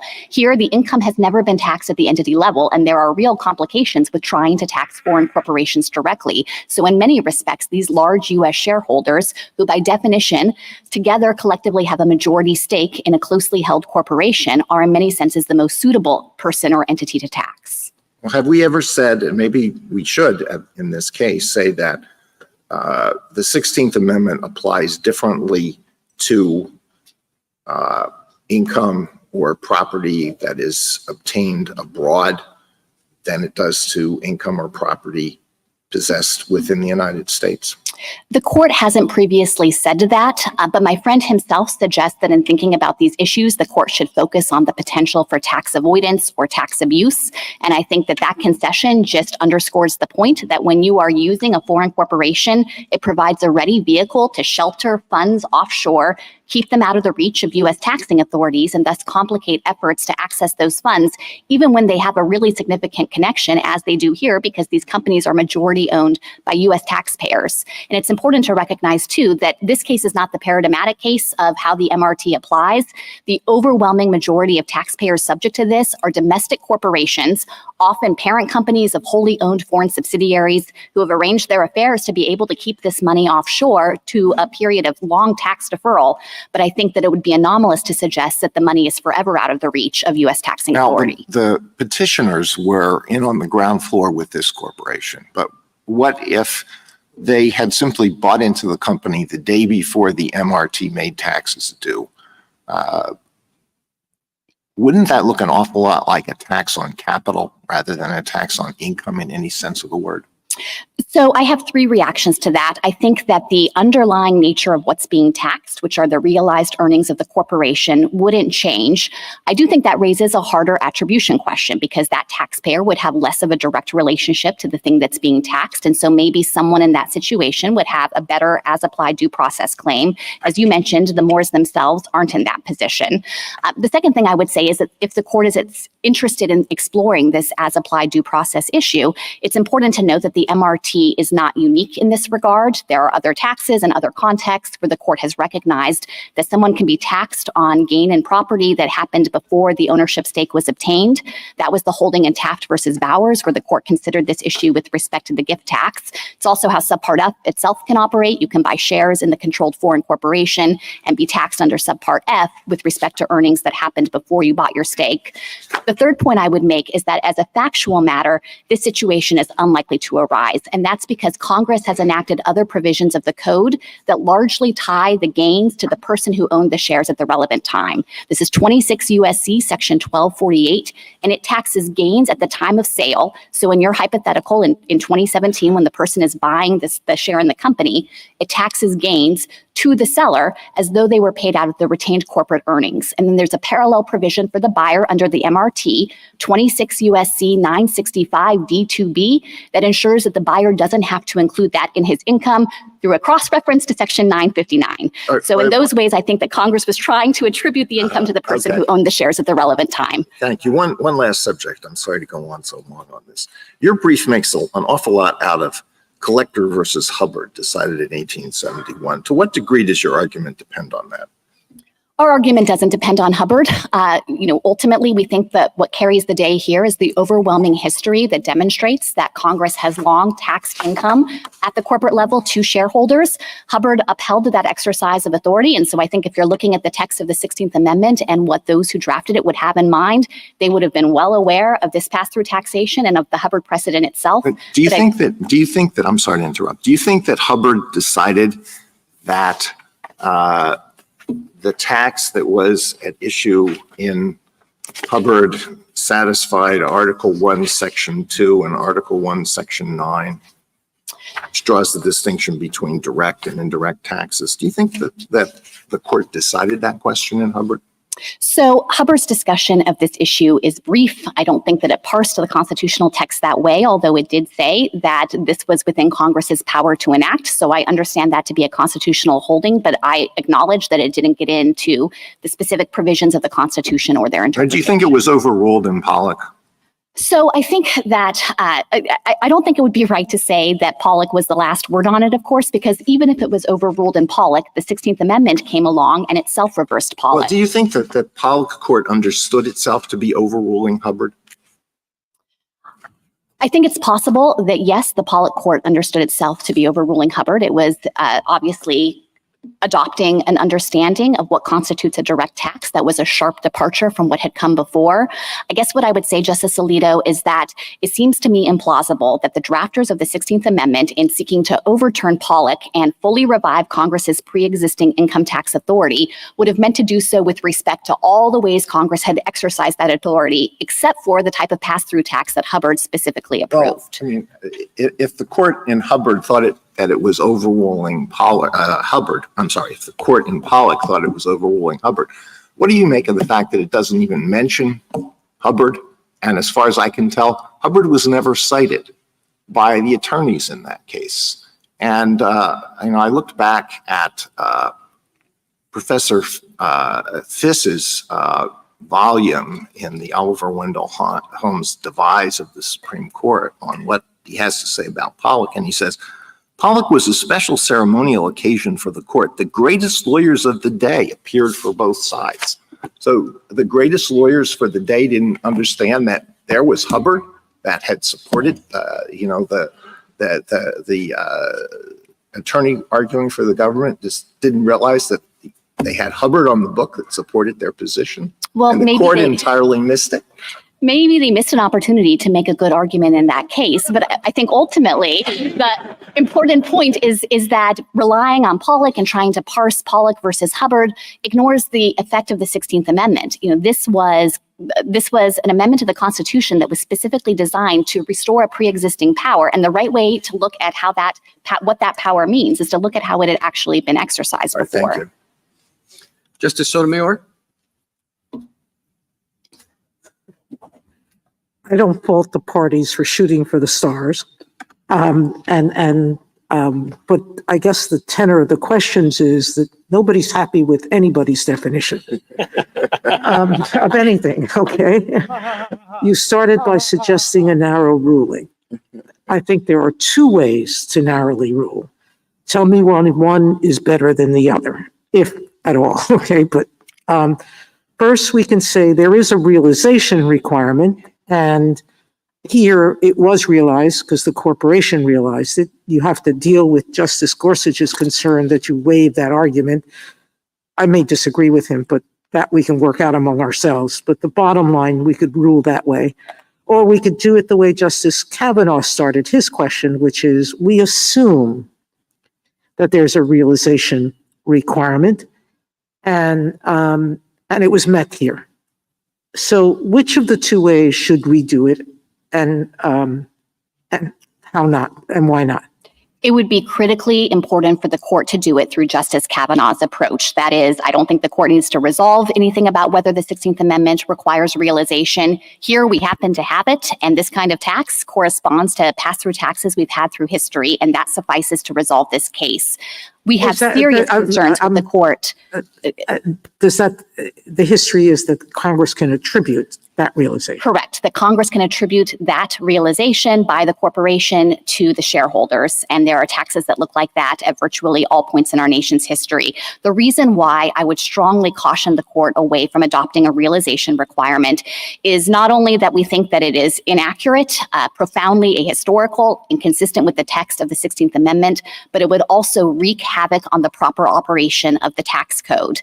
I think that there are pass-through taxes that would withstand scrutiny if the court affirms the attribution holding. But as I had mentioned to Justice Barrett, there are a number of critically important provisions of the code that don't actually have that kind of pass-through mechanism and don't turn on realization at all. That includes the mark-to-market taxes, original issue discount on bonds that drives prices in bond markets and avoids what could otherwise be sheltering of income that should be taxable. It includes the expatriation tax when people renounce their United States citizenship. So I think that there are various ways in which adopting any form of a realization requirement would have profound practical consequences, and it's unnecessary for the court to go down that road in light of the serious legal arguments against that reading. Thank you. Justice Kagan? And General Prelogger, just to take you back to the implications of Mr. Grossman's argument, he's made a number of statements in his brief and today as well about how he would distinguish this tax from many others, from Subpart F, from the S corporations, from partnerships, from accrual, from you name it. There might be more. What do you worry about and why? I worry that none of those proposals actually hold up and provide a basis to distinguish the MRT. So at first he suggests it has to do with control, but as I had explained to Justice Barrett before, the level of control here is exactly the same as under Subpart F. These are 10% shareholders, U.S. shareholders of closely held foreign corporations, and so control cannot be the relevant difference. It's also not the difference with respect to partnerships and S corporation shareholders who might have even a lower than 10% stake and nevertheless can have income attributed to them. Then he says maybe the answer is consent, and he points to S corporations and says that turns on a theory of consent. But I don't think that that works either, because to the extent that there's any kind of realization requirement out there in the 16th Amendment, consent couldn't cure that difficulty or give taxpayers a basis to allow Congress to tax things that are outside its authority. And it doesn't even work as a descriptive matter, because the S corporation shareholders might buy their interest in the company and never personally consent to pass through taxation, or they might change their minds and remove their consent and say, I don't want to be taxed on it anymore. But if they have a minority stake in the company, they're stuck with it and continue to have pass-through taxation. So I don't think consent works. Then he says maybe it has something to do with the type of income under Subpart F, but as I've explained before, we don't think that the type of income matters under the 16th Amendment. And here, this is paradigmatic income. This is ordinary business income, substantial earnings realized by the company. And I think it would be a really anomalous result to say this type of income uniquely is exempt from pass-through taxation. He also suggests that maybe it turns on the potential for abuse, and maybe that explains some of these other taxes. But there again, I think that the MRT itself responds to the concern that these domestic corporations in the main, also some individual shareholders, have been able to keep the money offshore in the closely held foreign corporations and thereby defer taxation on them. So with respect to every possible point of difference, we just don't think it holds up as a descriptive matter. And so there's a real concern we have that if the court goes down one of these roads and nevertheless invalidates the MRT, it's not a principled distinction. And then with respect to the implications of the furthest reaches of your argument that Justice Alito was asking about, and you said with respect to a number of taxes, which we'll probably never see in our lifetimes, but you said if we did see them, you would probably defend them. I mean, when you say that, that's your job, right? Yes, we generally defend the constitutionality of statutes. Yeah. So how should we think about that set of possibilities? So I think the important starting point is to recognize that those are hypotheticals, as you mentioned, that are unlikely to ever come to pass. There's a really good reason that Congress frequently chooses to tax based on realization, and it's the administrative practicalities of the situation. Otherwise, it's complicated to track fluctuations in value over time or to engage in the valuation analysis for assets that might be hard to value. So in the main, Congress frequently does choose to rely on realization. And I think some of the hypotheticals about taxing all people who have shares or taxing all home appreciation are unlikely ever to come to pass. But I also think that it's important for the court to not rely on concerns about those types of far-fetched hypotheticals to announce bright-line rules about what the 16th Amendment requires that could actually take down critically important provisions of the tax code and that respond to real-life concerns and very legitimate exercises of the taxing power. In particular, particular, many of the times when Congress has chosen to tax in the absence of realization, it's because taxpayers can abuse the rules. They can manipulate realization events, or they can make use of certain structures or financial instruments to shield assets from taxation. And any coherent or proper administration of the tax code has to be able to respond to that kind of taxpayer abuse. Thank you. Justice Gorsuch? Would you agree, General, that when the court opens a door, Congress tends to walk through it? I don't want to overgeneralize on the back and forth between the court and Congress. But Justice Gorsuch, if I am anticipating correctly where you're going. I'm just, maybe you are, probably are. You usually are. But if the only bar to Congress from enacting a tax on millions of Americans' retirement accounts and mutual funds is administratability, they're pretty clever over there, aren't they? Well, Justice Gorsuch, I think that they know how to get around administration concerns pretty well, don't they? I think that there would be good reasons for them to avoid the administrative complexities that would open up. As a policy matter, but you know, isn't it the case that would open a big door?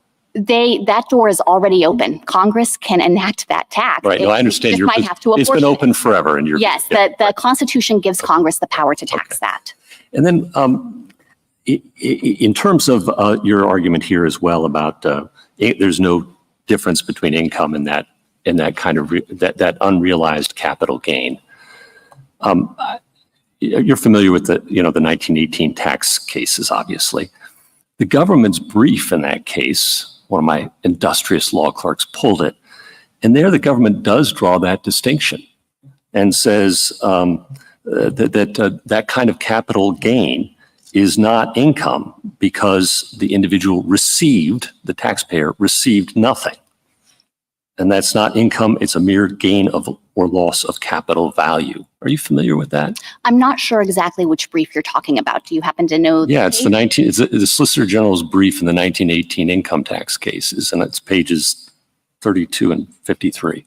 So I would have to look at the particular issue that was being considered there. There are a number of statutory realization requirements that could explain those statements. There have also been a lot of evolution in the thinking about these issues following McComber. I recognize that the government has sometimes taken a broader view of McComber itself, for example, but that was in an era when the court itself had been unclear about the reach of McComber before the court had sharply limited it. Okay. And then I do think there is room for some narrow ground, as Justice Sotomayor suggested. If one thinks that the question is attribution, you call it. I think your friend on the other side would call it, is it realized by the taxpayer? You say, is it fairly attributed to the taxpayer? Potato, I sometimes wonder. I'm from Idaho, so I love totally get that.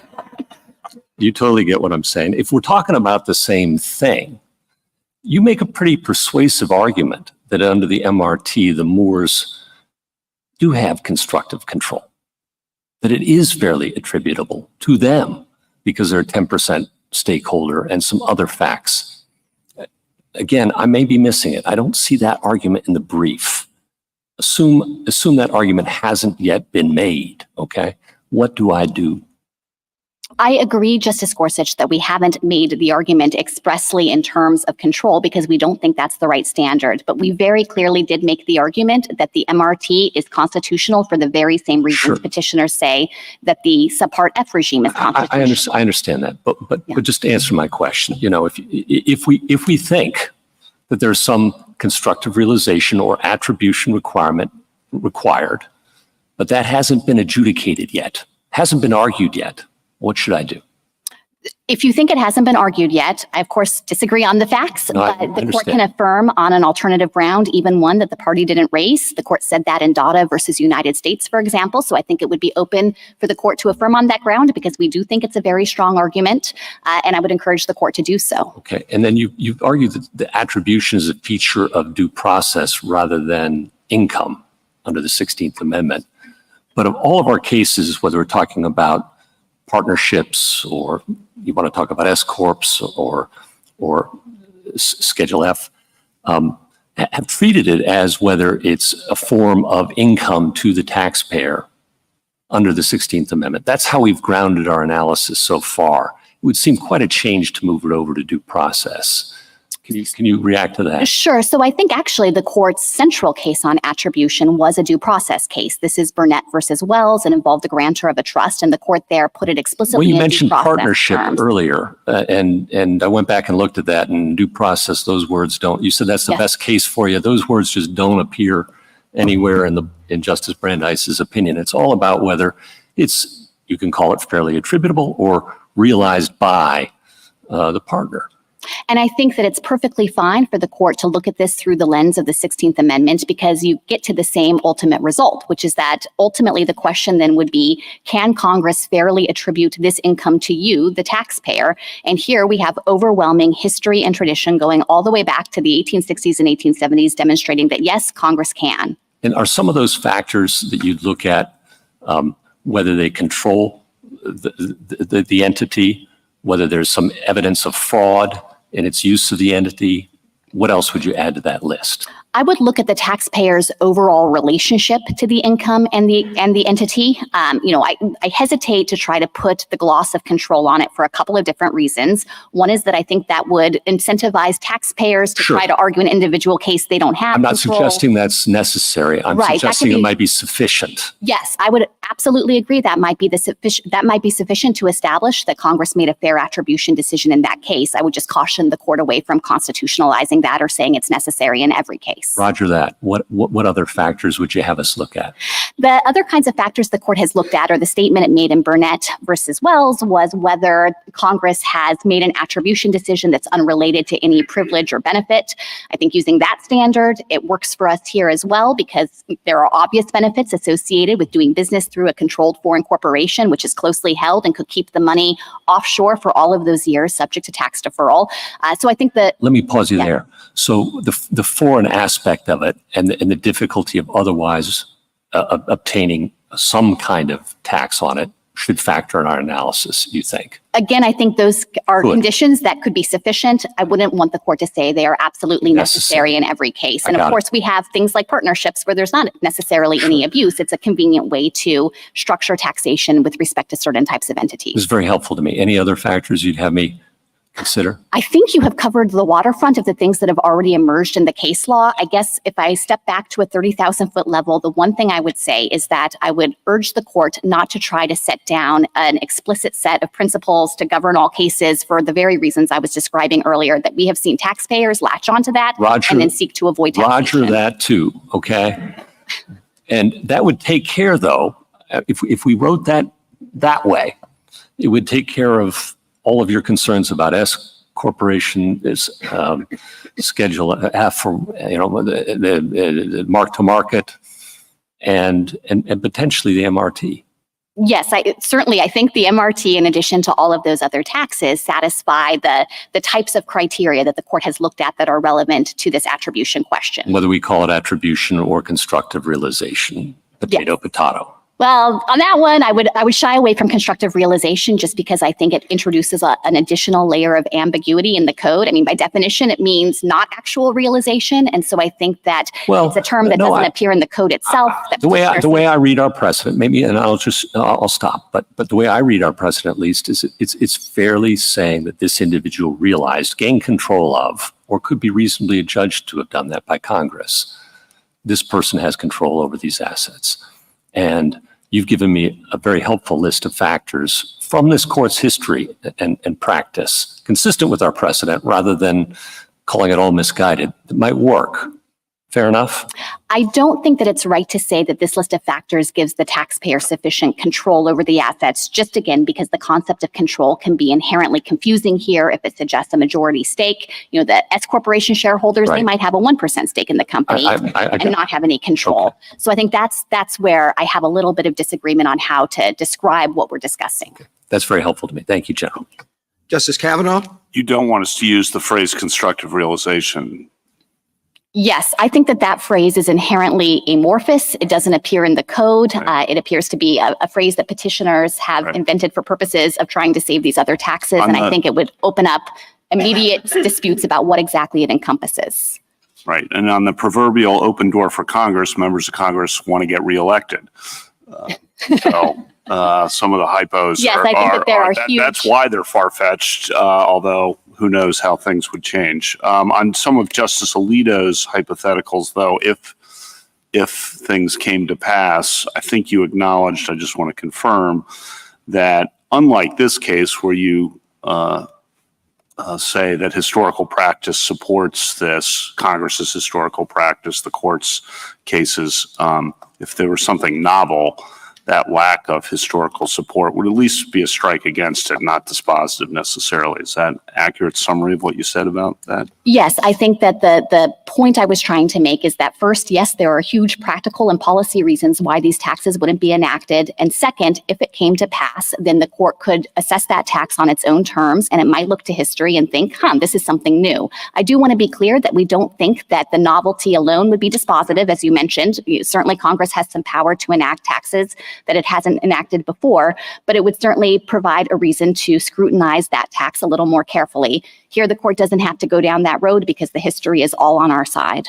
One hypo of my own, just to make sure it's covered. I think it's an easy one, but I want to make sure. If there were a federal tax on the value of someone's property, you agree that's a direct tax, or on the value of someone's holdings, you agree that's a direct tax that would have to be apportioned, correct? Exactly. That's a quintessential tax on property because it's looking at the total value of the asset and it's doing it at a particular point of time. And maybe you could even levy it again and again on the same value, like any homeowner experiences with the property tax bill for the home.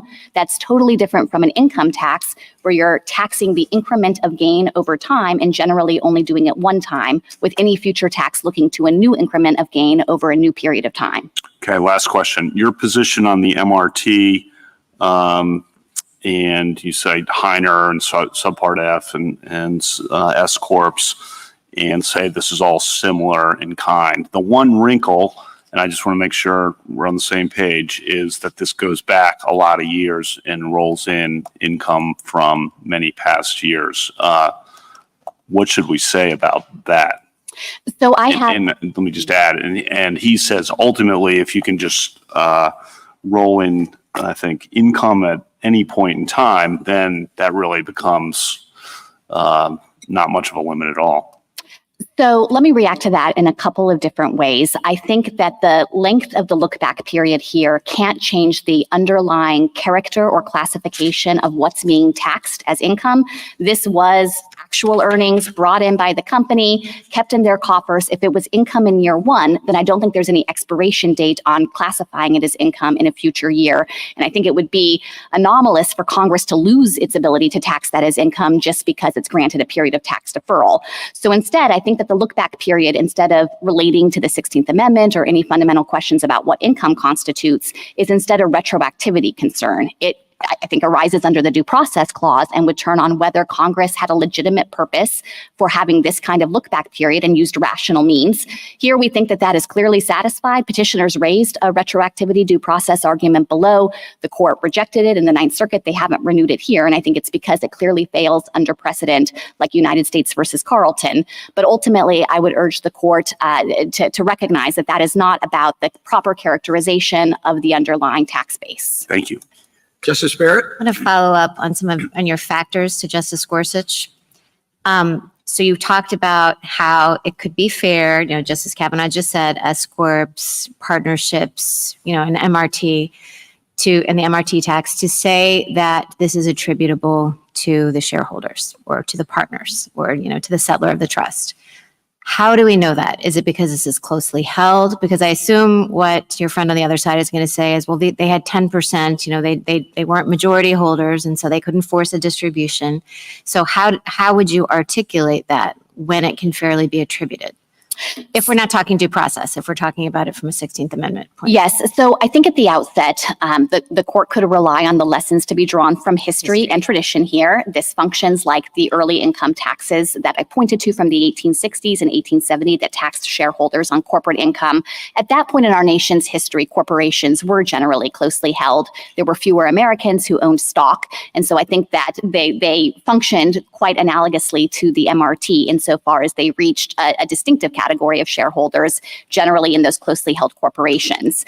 At the end of the day, I guess what I would say is that certainly we think it's a factor in our favor that this reaches relatively large U.S. shareholders. It's true, it's 10%, so they don't have to have a majority stake. But the premise of Congress is that these kinds of large shareholders can usually work together with other shareholders in this closely held corporation. There aren't going to be that many of them to direct the company's policy or to force a distribution, as the case may be. And that kind of threshold, 10%, appears throughout the law, not just in the tax code, but in the securities context, for example. There are additional obligations imposed on 10% shareholders of companies. So wherever the line might be drawn, and thinking about it from this relationship to the funds and level of influence of the corporation's policy, I think 10% falls well within the line of what should be recognized as permissible. Okay, thanks. Justice Jackson? So are there drawbacks to setting this up in the way that Justice Gorsuch has articulated? I mean, I guess I'm a little concerned because I heard you respond to Justice Sotomayor by saying that one of your primary concerns is that we not suggest that realization is required. And would taking the approach that Justice Gorsuch has articulated require us to do that? Or could we assume, or how do we get around the other caution that you put forward? So if I understood Justice Gorsuch's approach, and I hope I'm not getting it wrong, the idea behind this approach would be to recognize that here we actually have realized income. So the court doesn't need to resolve the status of that under the 16th Amendment. And instead, the pressure point is whether Congress could enact a pass-through tax on the 10% U.S. shareholders who are subject to this income. Is that fairly encompassed by this question presented? I mean, this sort of goes to your discussions with Justice Alito, I think.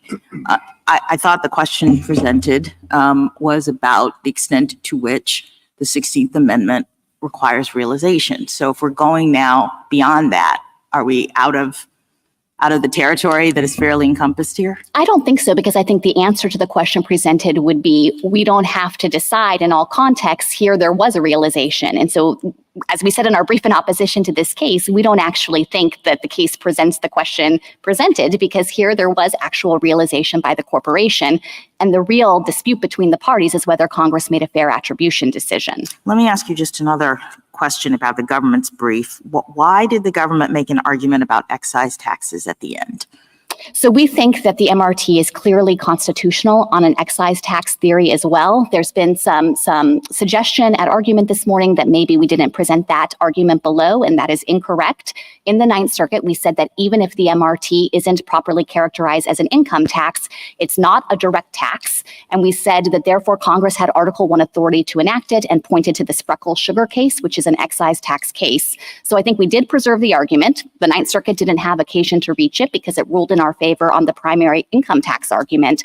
But if this court had any doubt about whether this is a proper income tax, we think the court could affirm on the excise tax argument in particular. And as I had mentioned in an earlier response, one of the important things for the court to keep in mind is that 99% of the tax owed under the MRT is owed by domestic corporation shareholders, large U.S. companies, for example, that have these foreign subsidiaries where they've been holding money overseas for a number of years. And this would be a tax on the privilege of doing business with those corporate relationships and in that corporate form. So at the very least, we'd urge the court not to invalidate the MRT in all of its circumstances without proper consideration of that argument. And that's because the constitutional question is whether or not it is a direct tax, because that would be the circumstance under which apportionment is required. Yes, exactly. And I think this relates to your earlier questions, Justice Jackson, about the meaning of Hilton and about whether this can in any sense properly be considered a direct tax. Ultimately, I think one of the ways to understand the categories in the Constitution is in relation to one another. And at the very least, this is not a tax on land. This is not a tax on personal property. It's not a head tax. Therefore, it's not a direct tax. And we think it's either an excise or an income tax. One final question about McComber. Why shouldn't we take this opportunity to just put an end to it? I mean, if we were to apply the stare decisis factors that the court goes through when it decides whether or not to formally overrule the precedent, doesn't McComber fail anyway? I agree that McComber would fail those factors in an appropriate case. The reason we haven't asked the court to overrule McComber here is because we just think it's inapplicable by the terms of subsequent precedent that have already said McComber only has controlling weight with respect to that very specific type of stock dividend. And so I think the court has already done the work here of effectively leaving But if we McComber disagree limited. with you and we applied the stare decisis factors, you would say the government would still win on its view that McComber is not good law or controlling this case. If this court thought it were necessary to walk through the stare decisis factors, then yes, I think that in each instance, McComber was egregiously wrong. It didn't grapple with the text of the 16th Amendment in a legitimate way or look at all of the history that I think is relevant to that question. It has been subsequently eroded by any number of additional precedents. And in the end, with reliance interests, here Congress has relied on those subsequent precedents by enacting any number of taxes that wouldn't satisfy McComber's realization framework. And petitioners themselves acknowledge that McComber's realization framework couldn't actually carry the day because the taxes that they have said are constitutional wouldn't survive under McComber. Thank you. Thank you, counsel. A rebuttal, Mr. Grossman?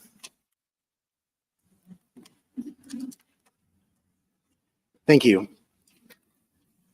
The government's recalibrated position, as explained by my friend, is not narrow, and the court should not mistake it as such. The government's view that a corporation's earnings can simply be attributed to any corporate shareholder is staggeringly broad.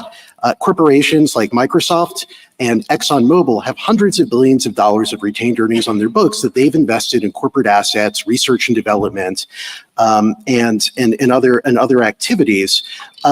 And in some cases, those retained earnings exceed the current value of shares. Under the government's view, and I think as demonstrated by the MRT, apparently the Congress could simply tax backwards, reaching back as far as it would care to do so, to attribute those retained earnings going back many years to current shareholders, again, in some instances in excess of the value of their current holdings. But I think the court should also keep in mind that there's an impact to that position, that purportedly narrower position under the existing code, which is that there is no carve out against taxing shareholders in the current code on corporate earnings. If those are 16th Amendment earnings, 16th Amendment income to shareholders, then they are already subject to the income tax through the gateway definition of gross income that reaches everything that is income under the 16th Amendment. So if there's no carve out, those would already be subject to it. I think this just demonstrates the way that the government's position would make a hash of existing law and cause enormous confusion with respect to how our tax system functions. By contrast, I don't think that there are any serious consequences of this realization principle that we've put forward in this case, because it is the thread that runs through the court's jurisprudence going back over a century and is the glue that holds together the tax code as it exists today. Every tax that my friend has mentioned falls into one of two categories. Some of those, particularly regarding the abuse of the corporate form, turn on theories of constructive realization, or you might say assignment of income. I don't think there's much of a distinction.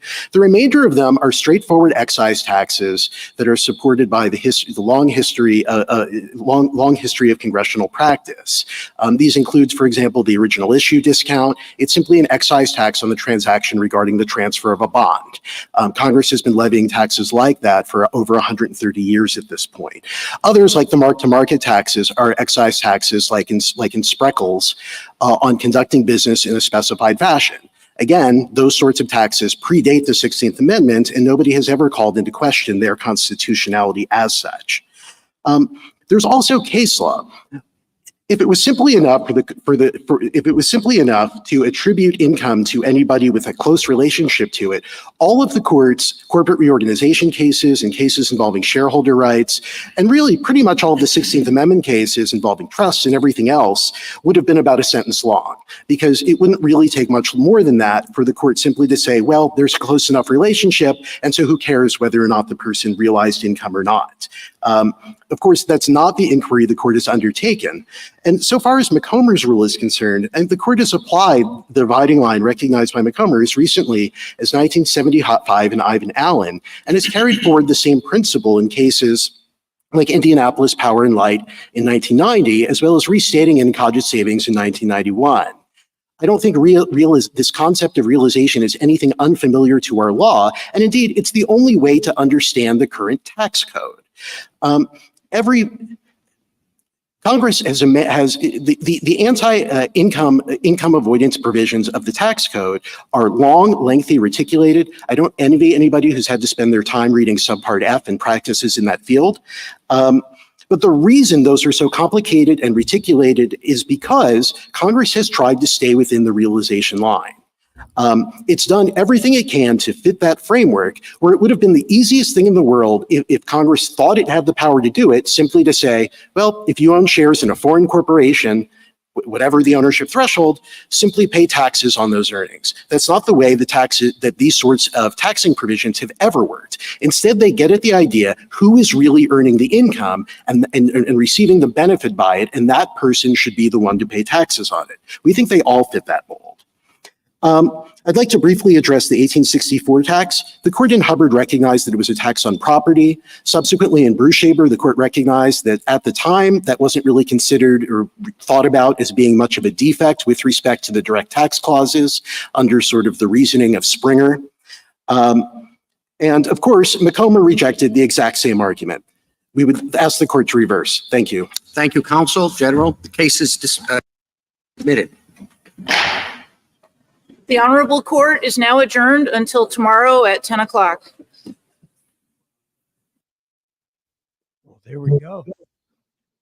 Wow. Well, thank you, everyone, for getting my volume up here. There we go. There it is. We're done with it. That was, thank you, everyone, for joining us today.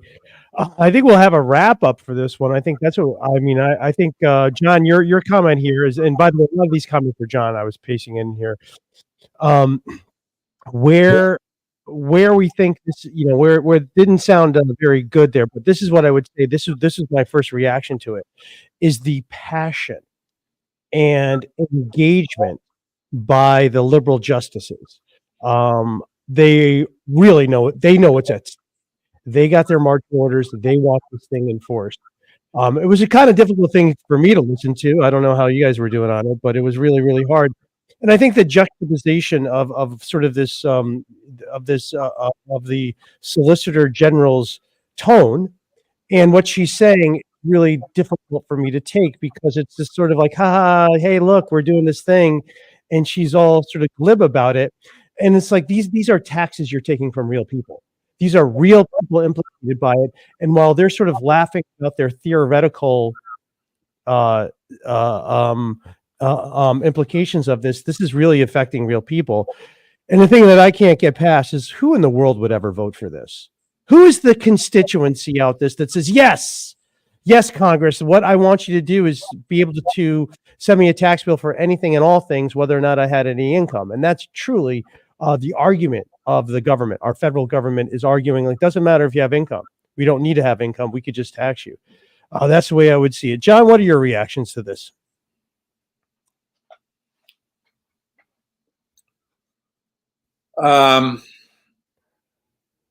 Well,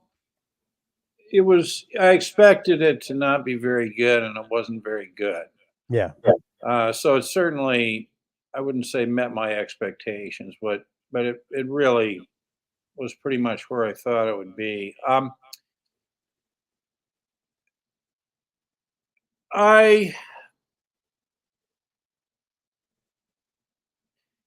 The judges had a better handle on it than I thought the lawyers did, actually, throughout most of it, which surprised me a little bit.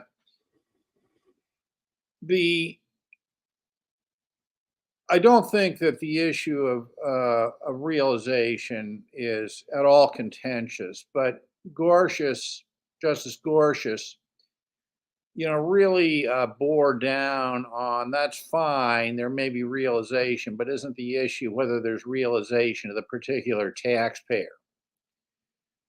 And the Solicitor General had absolutely no rational response to that, other than just saying, I mean, this is fascinating to me. Well, look, it's Subpart F. Right. The classic joke, right? Hey, it's Subpart F. Hey. as though the fact that it's in the subpart F section is somehow sufficient, which is, really begging the question. And then, Justice Gorsuch took the lead in saying, okay, well, assuming that we need realization to the taxpayers, and what are the factors here where somebody has not actually received a distribution, as Calvin Johnson would say, chewing on the gold, or whatever he said in that earlier video. Yeah. What are the factors that one would look at to determine whether there's a sufficiently close connection to an existing realization event that would justify attribution to the particular shareholder? Now, that was kind of interesting. It was an interesting sort of back and forth, but the Solicitor General, at least, and I think perhaps one of the judges, made the point that the issue of attribution, whether it was reasonable, would be decided on a rational basis standard. And, a rational basis just means, if a 5-year-old in a sandbox can make up a reason for it, then let's do it. So, that's hugely problematic. I probably have been listening to myself too long, but I maintain my view that what distinguishes this thing from all of these other instances of attribution is the retroactivity. And I think that should have been developed. Because A, I think it's reasonable, but B, assuming the court's uncomfortable going too far with this thing, I think the court could very easily argue that, well, there may have been realization of the corporation, no doubt about that, but on the issue of attribution, I'm sorry, but to do it retroactively for 30 years, that bars it from being attributed to the taxpayer here. And that can be done, that should be done, because it allows one to distinguish the MRT, deal with that, and leave everything else intact. Another point that was made, and this is made at the end, which is interesting, was I think it was Justice, I can't remember which one, it may have been Justice Gorsuch again. No, it's Justice Jackson.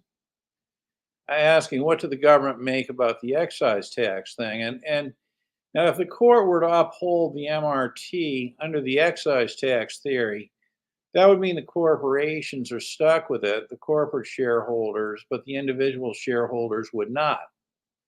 Right? So that opens the door to the court essentially deciding that, assuming there was realization of the corporation, that it can't be attributed to the shareholders in this particular case, which would allow for a win to the Moors, but a loss to the multinationals. And although I think that's a logical possibility, I don't think that's where the court is going with it. Yeah.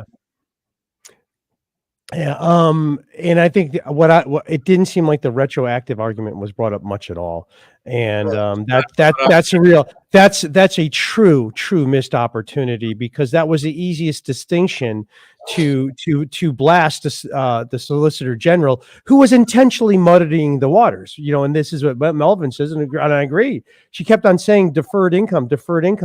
What are you talking about, lady? What are you talking about? This didn't exist until it was created, which retroactively, how can you defer something that isn't a tax? Yeah, Anthony. It's just.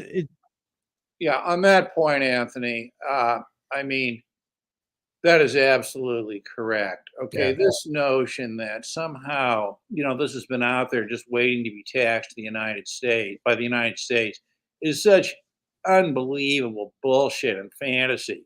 Yeah. The whole thing was created. By Section 965. It's like this, buddy.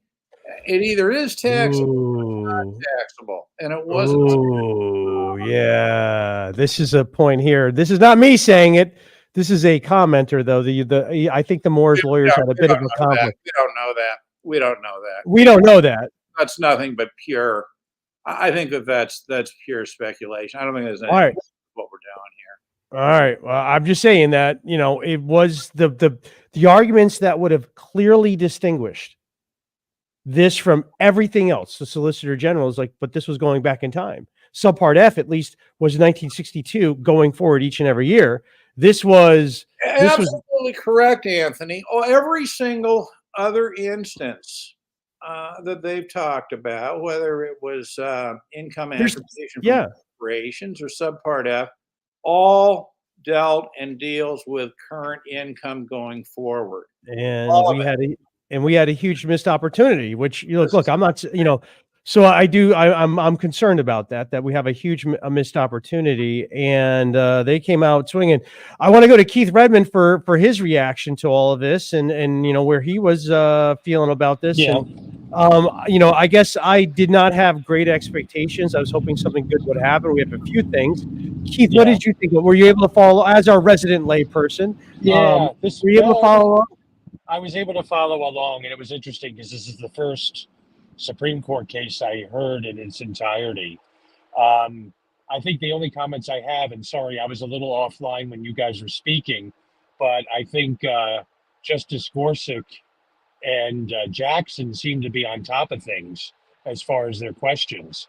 But where my concern is kind of like what you guys are talking about. Not much was really, I mean, I think the individual is going to be screwed. I don't have a good feeling that this is going to go in the favor of Moore at all, based on what was being talked about in the questions asked. And I just don't understand in what world can a retroactive tax be applied. And I know it wasn't discussed that much at all, but I just don't get it. Well, A retroactive tax on income you never received. I mean, it's really. Let me address that actually. Okay. So what's that, John? Generally, Keith. There's no bar to retroactive taxation. Okay, as a general principle, and there are plenty of cases that hold that. But the thing about it is that those cases have been decided in the context of you know, legislature making a law and then making it retroactive, you know, like 6 months or to the beginning of the year, you know, this sort of stuff, right? Okay. The case that, and I would encourage you to read this. I mean, it doesn't, you know, it's a case called Carlton that is apparently the sort of leading standard on this. And what Carlton says is that generally speaking, as long as it, you know, passes the rational basis test, it's going to be okay. But interestingly, the late justice, she actually died last week, I think, the late Justice Sandra O'Connor, in a concurring decision, she wrote separately and said, you know, never have we, you know, said that a brand new tax going back to a long period of time, okay, would be allowable. And I think that this should have been argued on the basis of the Carlton thing, and especially Justice O'Connor's concurring opinion on that.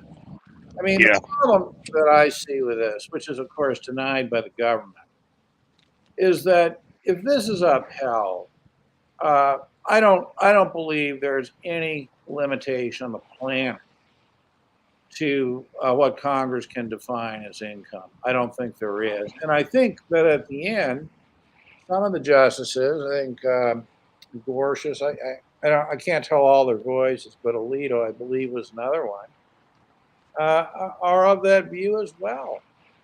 So what you're saying, John, is that you're going along, you're being a good American, you're paying your taxes and so forth, and then whammo, one day Congress passes something saying this is going to be income and we're going to go back 50 years. So that means that if you're wiped out, even though you were a good taxpayer and a good American. You're screwed. Let me give you an example that you can relate to, you know, given, you know, the people you talk to.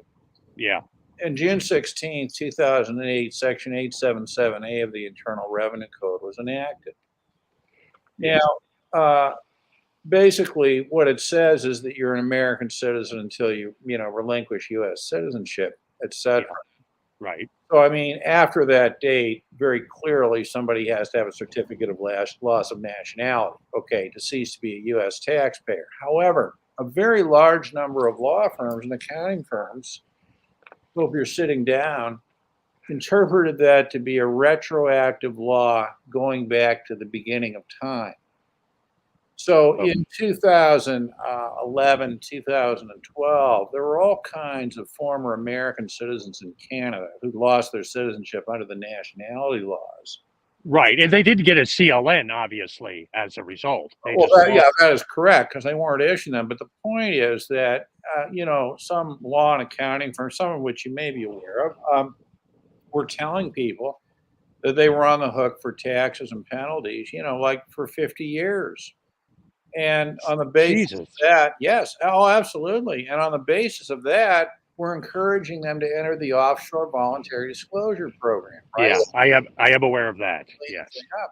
So I mean, there is a present, relatively recent present day example of now I don't buy into that at all for reasons I'm not going to get into. I think those firms are completely wrong, and we can do a podcast on that issue if you want. Okay, but the point is, nobody knows what to believe, and in the the environment of sheer terror that was going on, there were all kinds of people who were definitely not U.S. citizens, in my view, who were conned into entering the offshore disclosure programs in Canada and turning over a very significant percentage of their net worth, a third, to the IRS. Yeah, well, I have a question for you. And again, this can be another podcast, but I'm prompted to ask this question. What about those people that fell into that category and ignored all those tax compliance firms and did not enter the offshore disclosure program? Has the IRS come after them for 50 years of tax compliance? Of course not. Okay. Absolutely. No. Okay. No. Reality on the ground.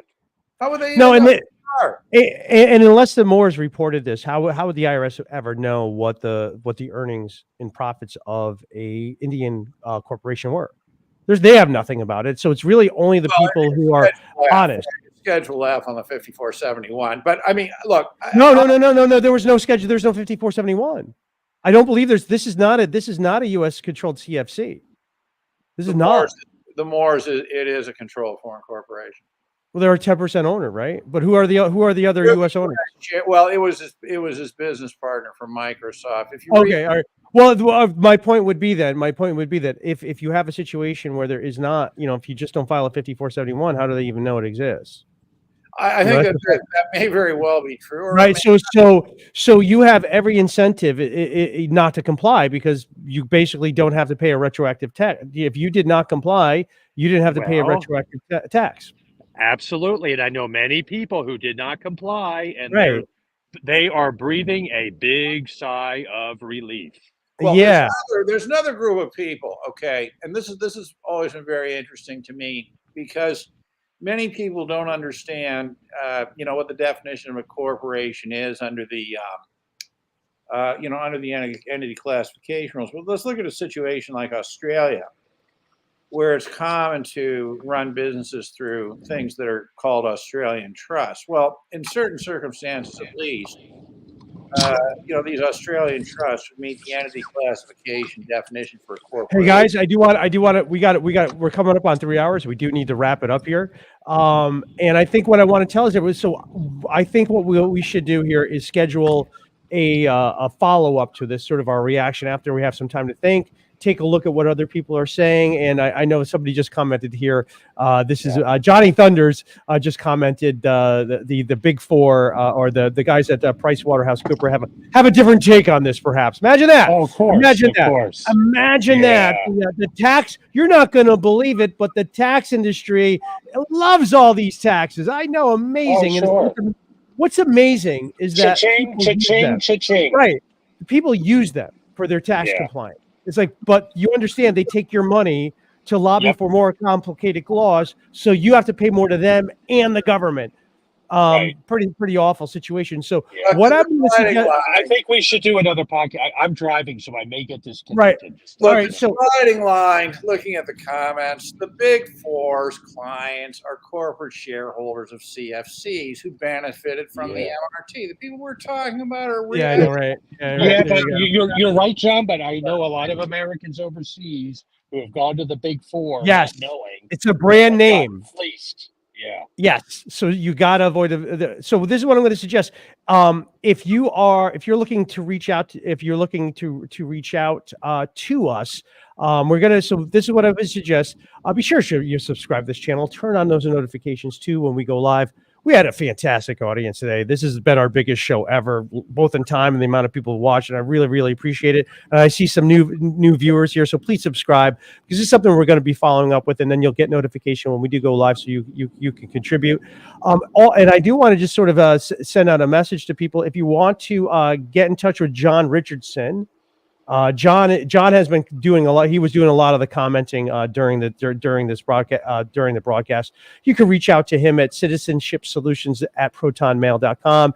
It's not very promising here what we're hearing from the Supreme Court, and as John says, all roads lead to renunciation. So that's something you might want to talk to John about. And if you are thinking about entering the U.S. system and you're not exactly thrilled with what you're hearing, what I would actually suggest is you reach out to Keith Redmond. Keith talks to a lot of people. He is not a circular 230 practitioner, so he is somebody who doesn't have to advise you to comply. His email is us_overseas_advocate@outlook.com. And lastly, if you'd like to reach out to me, if you have something to say, if you think you would be a great guest, please reach out to me on this topic. I am Anthony E. Parent. I am founder of IRS Medic. And my email is aparent@irsmedic.com. If you have content ideas, some insight to something you heard that you think should be developed more, please email me. We'd love to cover it. As you can see, that we're really up against it. We're really up against what we're trying to do. We have big corporations who are fine with what's going on. We have a big government that loves to take things from people and loves to confuse the issue. Loves to, loves to claim the income, but won't give you the losses. We have this one-sided government who always wins. We have to unite against, and the challenge that we have is they made it so complicated, no one really wants to talk about it, right? But this is really important, because what this whole MRT, this transition tax, mandatory repatriation tax, is all a setup for, is for a massive seizure. It's a massive seizure. It's all a setup. Everything the U.S. government does in its tax codes domestically, it's something that's a trial balloon that they stick overseas. And then once they do that, they come here. So this is actually going to affect everybody. And the justices were asking about retirement accounts for a reason. They were asking about this for a reason. They're asking about that because this could affect the 401k. Look, if this MRT just didn't hit foreign shareholders, but actually domestic shareholders, there would be an outrage. There would be an outrage, and it wouldn't work. But because it's only affecting a little bit amount of people, there's not enough people to make noise about it. And so just incrementally, this is how it happens, because people don't pay attention. So please pay attention, and please share any ideas you have. Please, please, and I think Johnny Thunders, if you have that link to the other chats or anything like that, of what other people are saying, we wouldn't mind commenting on the people who think this is a great idea. So with that, I want to thank John Richardson, Keith Redmond, and really both of them, because it was about a year and a half ago. They said, "Hey, Anthony, we got to dust off the old podcast and get it going again." Little did I know, when I said yes, we would be entering the most interesting time, and I don't necessarily say that in a good way, but the most interesting time when this podcast has been the most necessary. Little did I know, and it has been an incredible rejuvenation of this podcast. I really, really appreciate you, both John and Keith, for getting it going again. And I just want to thank all our viewers for participating. Thanks so much. This is Anthony Parent for IRS Medic. Thanks for watching.